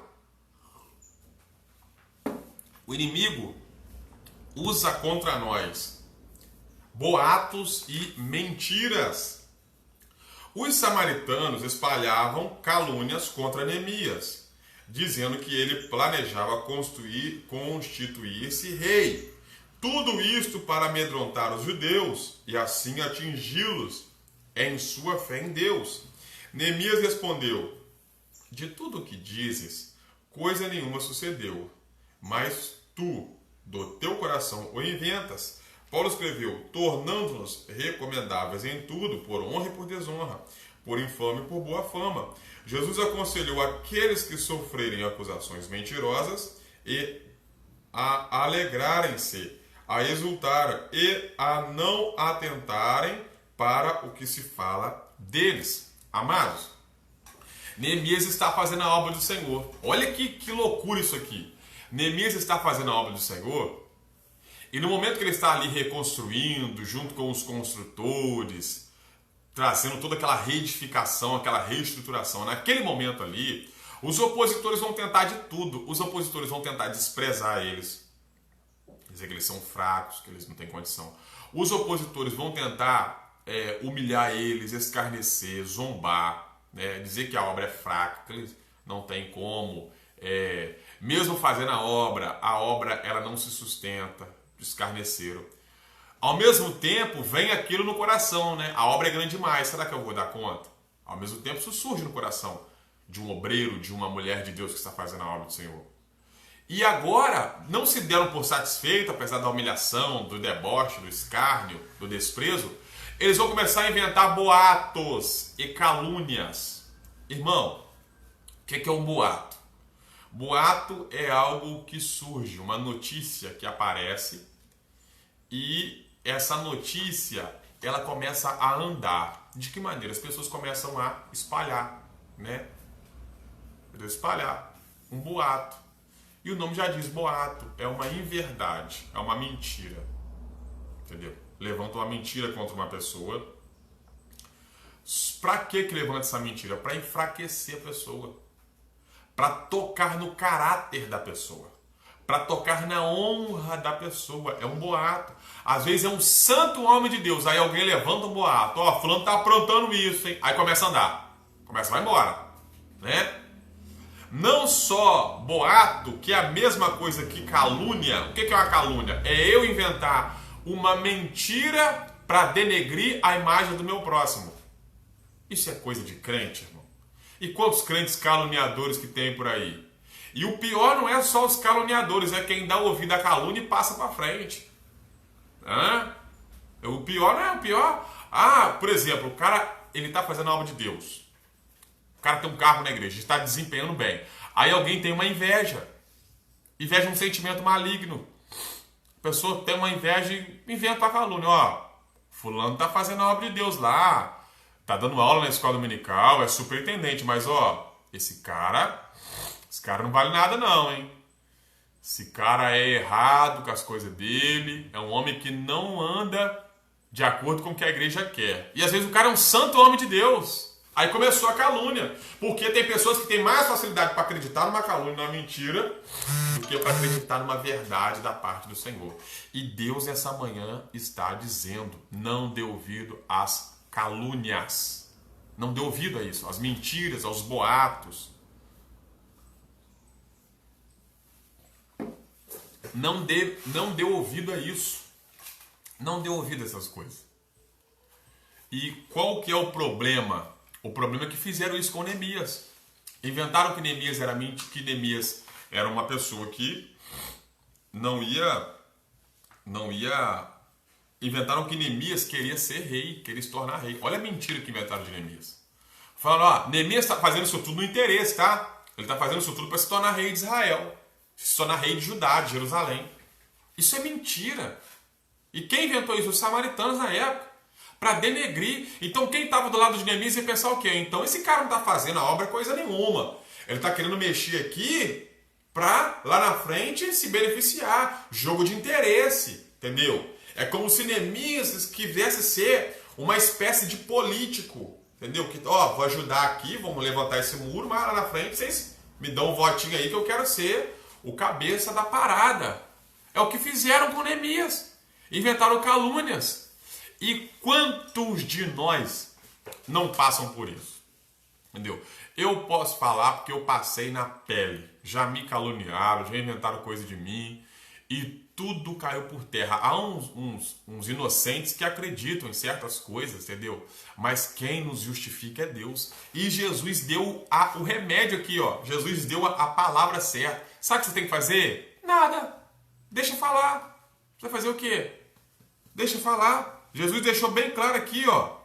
Jesus aconselhou aqueles que sofrerem acusações mentirosas a alegrarem-se, a exultarem e não atentarem para o que se fala deles. Sabe o que você tem que fazer? Estão te caluniando? Você vai fazer o quê? Deixa falar, segue a sua vida. Vai falar o quê? Quem te justifica é Deus. Lá na frente Deus prova, Deus muda tudo. Entendeu? Lá na frente Deus mostra tudo. Então não precisa ficar desesperado. Estão falando da minha vida, eu não vou aguentar. Não, você vai aguentar sim. Você é forte, Deus é contigo. Entendeu? Então se levantar uma calúnia, uma mentira, um boato, toca o barco, irmão. Toca o barco, varão. Se Deus é com você, se você está na verdade, se Deus te chamou, sempre vai haver oposição, sempre vai ter. Não quer sofrer oposição? Sai da igreja, sai da obra de Deus. Não fica na igreja não. Aí você vai ter uma vidinha, né, meia boca. Agora, quer fazer a obra do Senhor, quer atender o chamado de Deus, quer viver o propósito do Senhor, prepara para tomar burdoada, para ser caluniado, para inventar boato contra você. E as pessoas inventam boato. Inventaram de Elias, inventaram de Eliseu, inventaram de Jesus. Jesus falou assim, sabe o que você tem que fazer? Se alegrar, louvar o nome do Senhor e não dar ouvido. Paulo vai dizer da seguinte forma, 2 Coríntios 4, 4 a 8. Ó, de tudo que dizes, coisa nenhuma sucedeu, mas tu, do teu coração, o inventas. Paulo escreveu, tornando-nos recomendáveis em tudo, por honra e por desonra, por infâmia e por boa fama. Paulo está dizendo assim, ó, você tem que ser uma pessoa honrada. Mas se falar alguma coisa de desonra, que você seja recomendado. Entendeu? Tem gente que não me conhece, mas um dia ouviu alguma coisa sobre mim e tem má impressão da minha vida. Vai fazer o quê? Tem gente que é a mesma coisa com você. Só que quem te chamou é Deus, filhão. E não adianta querer parar a obra que o Senhor tem na sua vida, que não vai conseguir parar. Não vai conseguir parar. Porque maior do que a calúnia, do que os boatos, é o nosso Deus. Ele é maior. Ele é maior. As pessoas inventam certas coisas para te desmerecer, para querer te ferir, para querer te atingir. Mas quem está na sua vida é Deus. E você vai superar e vai romper na presença do Senhor. Neemias sofreu isso? Sofreu. E o que aconteceu com ele? Ele morreu? Ele parou de fazer a obra do Senhor? De forma nenhuma. Ele concluiu o propósito de Deus. Você vai concluir também. Mas você não pode ficar dando ouvido. Se você ficar dando ouvido, vou tirar satisfação com fulano, vou tirar satisfação com Beltrano, vou escrever no Facebook. Você vai perder seu tempo e vai passar de bobo ainda.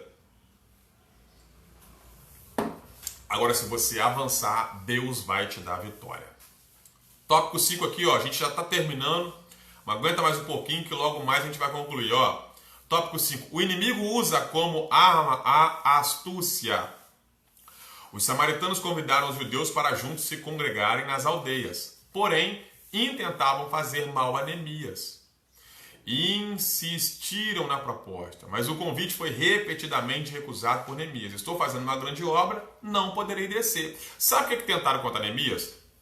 Tentaram se fazer amigos de Neemias, os samaritanos. Sanbalat e Tobias. Chegaram para Neemias e falaram assim, Neemias, deixa a gente se envolver no meio de vocês vão para lá, mora um pouco de gente lá na nossa vila, a gente mora um pouco aqui. Eles queriam misturar para depois destruir os judeus, para depois destruir Neemias. Ou seja, se fazendo de amigo para que pudesse te atingir na sua brecha.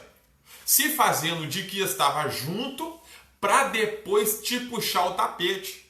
Isso, irmão, isso é uma coisa, isso é algo tão sujo na casa do Senhor, tão baixo, que isso acontece até nos dias atuais. Tentaram fazer isso contra Neemias. Só que Neemias fez o quê? Neemias, não vou coliar com vocês não. Não, vocês não vão entrar aqui não. Vocês estão querendo, sabe o que é isso? É o demônio querendo entrar. É o demônio querendo atingir. É o demônio de forma astuciosa, querendo fazer parte de algo que lá na frente ele vai derrubar. Então Deus está dizendo, você precisa ter discernimento. Você precisa ter discernimento de quem que você abre as suas intimidades. Você precisa ter discernimento da pessoa que você confia. Você precisa ter discernimento de quem você traz para dentro da sua casa. Ô evangelista, eu não estou entendendo. Eu tenho que ter bom relacionamento com os crentes. E se um crente quiser ir almoçar lá na minha casa e tal? Peraí, irmão. Um almoço é uma coisa. Agora a pessoa viver dentro da sua casa, fazer parte da sua intimidade, para lá na frente te apunhalar pelas costas. E você vai ficar chorando. Ai, Jesus, a pessoa foi muito ruim. Não, é você que não teve discernimento que aquilo dali não era para ter estado no seu círculo de intimidade. Então nós temos que ter cuidado. Eu não estou dizendo que você tem que excluir todo mundo da sua vida, andar sozinho, porque todo mundo é ruim. Não é nada disso não, é discernimento. E infelizmente tem gente que não vigia. Não vigia. Você tem que ter a vigilância na sua vida. Agora, se a pessoa não vigia, você deixa entrar e se abre para a pessoa e desabafa. Daqui a pouco a pessoa espalha para todo mundo a sua vida e você depois fica aí mal. Pessoas quiseram entrar, estar perto de Neemias, estar do lado de Neemias. Porque, sabe, o Neemias é o líder. Se a gente quebrar a perna de Neemias, a gente consegue destruir todo esse muro e jogar Jerusalém abaixo novamente. Olha que situação. Neemias, ligadaço na presença de Deus, vigilante, falou assim, eu estou numa grande obra e não pode entrar aqui não. Por que Neemias teve sabedoria? Por que Neemias ele teve esse discernimento? Era um homem de oração, era um homem que orava. E segundo, ele estava ocupado. O crente, quando ele está ocupado, ele não perde tempo e nem deixa entrar aquilo que não é para entrar. Pegou não?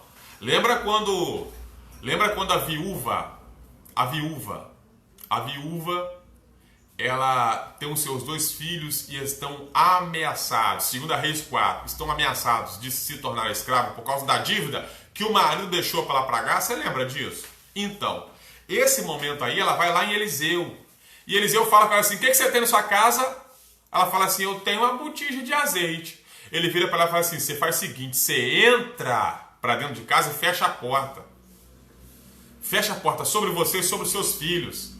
Pega vaso emprestado e quando você estiver lá dentro, começa a encher os vasos lá, porque Deus vai fazer um milagre dentro da sua casa. Sabe uma das palavras que Deus falou com aquela mulher? Fecha a porta da casa. Tem muito crente que precisa fechar a porta da sua casa.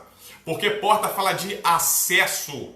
Porta fala de acesso. Eu não estou dizendo que você tem que trancar a porta da sua casa e todo mundo que chegar lá, bater lá, você tem que expulsar. Não é isso não. Estou falando de porta de acessos espirituais. Alguns acessos à sua vida têm que ser fechados. Porque você é jardim de Deus fechado. Então não é todo mundo que tem que ter acesso à sua vida. Abrir tudo para todo mundo.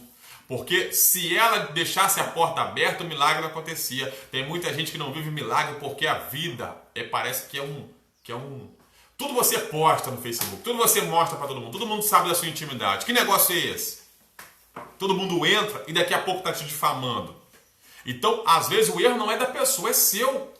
Então, você tem que ter muito cuidado, muita vigilância. Pede ao Espírito Santo para te dar discernimento. Pede ao Espírito Santo para te dar verdadeiros amigos. Pessoas que vão te ajudar, que vão orar por você. Não é pessoas que vão te difamar lá na frente, não. Então, tenha vigilância, muita vigilância com isso. Neemias sofreu isso. Eles estavam de forma astuciosa querendo entrar. Lembra daquele filme Troia, daquela história de Troia contra a Grécia contra a Troia? Como que os gregos venceram os troianos? Mandaram um presente para os troianos. Qual o nome do presente? Cavalo de Troia. Os troianos inocentes, sem discernimento, pegaram aquele cavalo de madeira, colocaram dentro de Troia. É uma lenda, né, irmãos? Vamos pegar aqui. É uma lenda. E a lenda diz que quando pegaram o cavalo e colocaram dentro da cidade de Troia, os soldados gregos saíram de dentro do cavalo, abriram ali Troia, né? Abriram os portões, houve uma guerra e Troia perdeu. Sabe por quê? Porque permitiu algo entrar que não era para ter entrado. Então, Neemias, quando o cavalão de Troia quis entrar lá dentro de Jerusalém, de Judá, Neemias falou assim, aqui não, Satanás, pode vazar porque nós estamos numa obra e vocês não vão entrar aqui não. E Neemias conseguiu concluir. Tem muito crente que deixa entrar de tudo na sua vida. Então para com isso. Tem certas coisas que você tem que ter vigilância. Não dá acesso a todo mundo não, porque é perigoso. Você não tem que ter inimizade com ninguém. Você não tem que ser uma pessoa rude, uma pessoa ignorante com ninguém. Mas você tem que saber e ter discernimento daquilo que você abre para certo tipo de pessoas. Vamos prosseguir? Eu vou terminar, irmãos. Faltam uns detalhezinhos aqui, mas eu vou estar terminando. Já deu 10 horas, mas você que está me acompanhando aí, me dá só mais uns minutinhos, que eu já vou concluir aqui. É uma lição grande, ela é muito grande e ela é muito proveitosa. A gente tem que interagir nesse assunto. Então, me dá só uns minutinhos aí que eu já vou terminar para você. Em nome de Jesus. Subtópico 6 diz assim, o inimigo usa como arma as ameaças. Os inimigos dos judeus ameaçaram guerrear contra eles, a fim de espalharem medo e pânico entre o povo de Deus. Porém, diz Neemias, oramos ao nosso Deus e pusemos guarda contra eles. Os judeus não atacaram os samaritanos, mas defenderam a sua área de trabalho. Olha que coisa interessante. Os samaritanos quiseram botar pânico no povo ali, a qual Neemias fazia parte, os judeus. Os samaritanos falaram assim, nós vamos entrar e vamos guerrear. Isso é o que? Uma ameaça, porque eles não guerrearam. Mas só que o que Neemias fez? Neemias orou e ficou em vigilância, colocou soldados para guardar os muros. É isso que precisamos fazer. Porque as ameaças sempre vão surgir contra nós. Sempre alguém vai nos ameaçar a nos derrubar, falar mal da nossa vida. A ameaça ela vem para quê? Para nos desequilibrar. A ameaça vem para trazer medo, angústia, depressão. A ameaça vem para quê? Para te deixar ansioso. E quando você está ansioso, você se fraqueja, você se torna fraco. Então você tem que aprender uma coisa. Não dê ouvido às ameaças, mas viva em oração e tenha vigilância. Se mantenha ligado. Eu estou orando, mas eu estou ligado aqui. E essa ameaça não vai me derrubar. Porque se a ameaça se concluir, aí você tem que estar firme aí para não perder a batalha. Amém? Vamos prosseguir aqui. Eu já vou terminar, irmãos. Qual o segredo da vitória de Neemias e dos judeus? Aqui está o segredo interessante que eu preciso te falar para concluirmos essa lição. Quer ver? Os judeus venceram porque tinham certeza de que estavam na vontade de Deus. Neemias disse aos seus inimigos, o Deus dos céus é o que nos fará prosperar. Neemias sabia que o Senhor o havia enviado para Jerusalém e que pelejava por eles. Esta certeza nos guarda de precipitações e de falarmos palavras impensadas. Podemos assim governar o nosso espírito. Sabe o que Neemias está dizendo aqui? Eu tenho equilíbrio porque quem me chamou foi Deus. Duas coisas que o crente tem que ter para vencer. Primeiro, convicção. Convicção. Se você não tem convicção daquilo que Deus chamou, você vai perder. Você vai fraquejar. O que é convicção? Deus te chamou para pregar. Você começa a pregar. Alguém vai virar para você e falar assim, você não é pregador, mas você tem convicção na chamada. E a chamada ela não acontece da noite para o dia, é um processo. E as coisas vão acontecendo e melhorando. Agora o problema é quando você está numa área que você não tem convicção daquilo, sendo que Deus chamou para uma outra coisa. Por exemplo, é a mesma coisa se alguém virasse para mim e falar assim, você vai ser o secretário da igreja. Aí eu começo a ser o secretário da igreja lá. Começo a trabalhar, documento, fazendo a obra do Senhor. E aí eu começo a sofrer retaliações. E eu começo a ficar o quê? Eu ficar balançado. Será que é para me estar aqui? Será que não é? Estou sofrendo tanto. O que é isso aí? É falta de equilíbrio e falta de convicção. Deus te chamou para ser secretário, irmão? Ah, não, eu estou desempenhando aqui e Deus me chamou para ajudar. Glória a Deus, você vai conseguir romper. Agora, você está numa situação que você não tem convicção e que Deus não te chamou, você vai acabar sofrendo, desequilibrando e vai ter problema. Então, Neemias, ele venceu por quê? Porque ele tinha convicção. Eu estou aqui porque Deus mandou eu vir para cá. Ele tinha convicção. E é isso que o crente tem que ter. Convicção daquilo que Deus te chamou. Deus te chamou para a obra A, faça. B, faça. Agora, se Deus te chamou para A, você está na Z, você vai ter problema. Então, tenha convicção. Muitos crentes estão perecendo porque não tem convicção. Eu não sei se Deus me chamou para isso. Eu não sei se Deus me chamou para fazer isso. Eu não sei se Deus falou que é para me fazer isso. Então, tenha convicção daquilo que Deus tem na sua vida. Que aí você vai romper. Quem tem convicção é equilibrado. Fala na hora certa. Pensa para falar. Não fala qualquer coisa. Não emite qualquer coisa. Não posta qualquer coisa.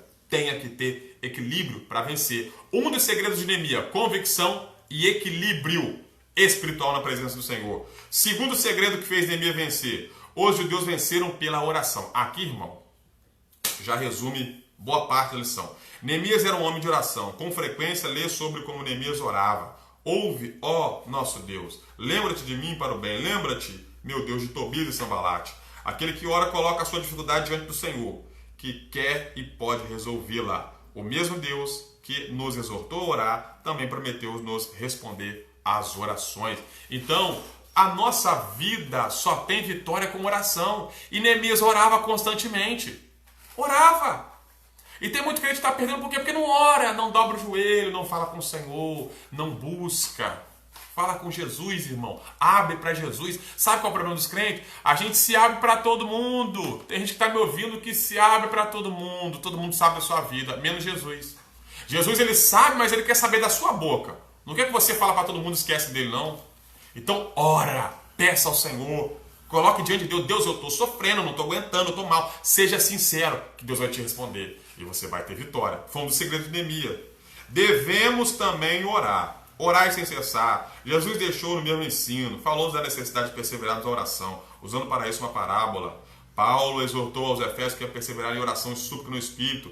E aos Colossenses ele escreveu: perseverar em oração. O que então é perseverança em oração? É impedir que alguma coisa nos estorve a orar. Encontrando pequenas orações, precisamos de uma espécie de autodisciplina ou de controle sobre nós próprios. Marta não dispunha tempo para ficar aos pés de Jesus, porque estava ocupada. Quando começamos a orar, aparecem muitos obstáculos, mas devemos ser vitoriosos. Temos que ter vitória também em nossos pensamentos, porque o inimigo quer nos impedir de orar, fazendo-nos pensar em outras coisas. É persistir em orar, ainda que o diabo procure tornar pesada e difícil a oração. Daniel orou 21 dias e viu a resposta. E então ele soube que a resposta demorara, porque os espíritos malignos tinham impedido a resposta. Jesus mostrou a mesma verdade na parábola sobre a viúva.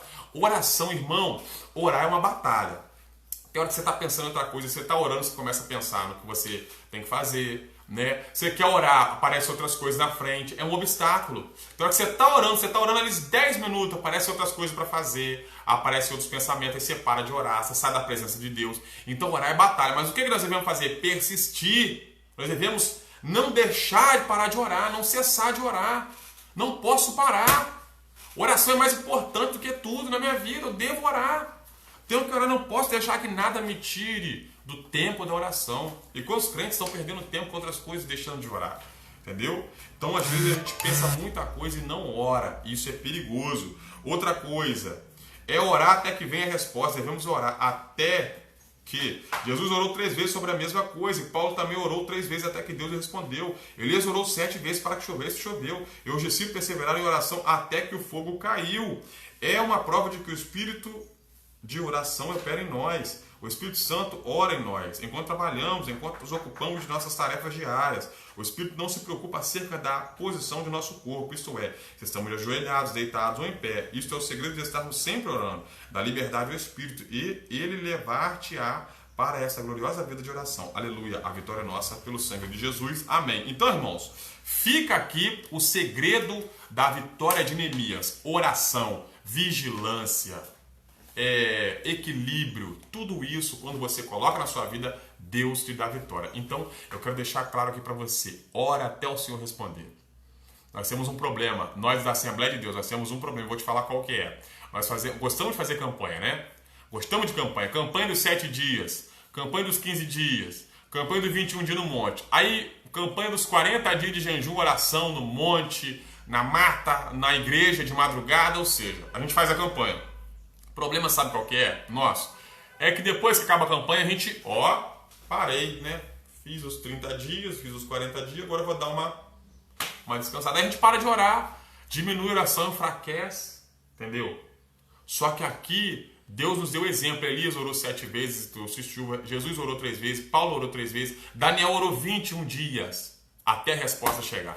Então, nesta manhã, Deus está dizendo, aumenta a sua oração, que você vai ser vencedor em meio às oposições e às batalhas da sua vida. Amém? Deus te abençoe, te dê força, te dê sabedoria e entendimento para continuar mastigando essa revista, essa lição no decorrer do dia. E saiba de uma coisa, você é mais do que vencedor. Glórias a Deus. Nós estaremos orando.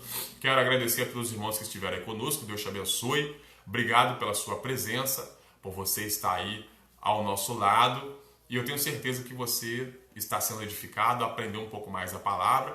E é isso, meus irmãos. Glória seja dada ao nosso Deus, que até aqui nos ajudou. Domingo que vem estaremos novamente aqui, lecionando na escola dominical, e que você nos ajude, chama todo mundo e venha a aprender a palavra do Senhor. Vamos orar? Senhor, meu Deus e meu Pai, todos os irmãos que estão nos ouvindo, que o Senhor os abençoe, nos dê força, nos dê discernimento, nos dê sabedoria, para podermos saber lidar com as dificuldades dos momentos difíceis. São muitas as oposições, mas nós devemos entender que por trás disso é o diabo. E nós vamos vencê-lo porque o Senhor está na nossa vida e a armadura está sobre nós. Nos ajuda, dá-nos um domingo de bênção, de alegria, de paz, de felicidade. Toma cada um nas suas mãos. É o que eu te peço no teu santo nome de Jesus. Amém.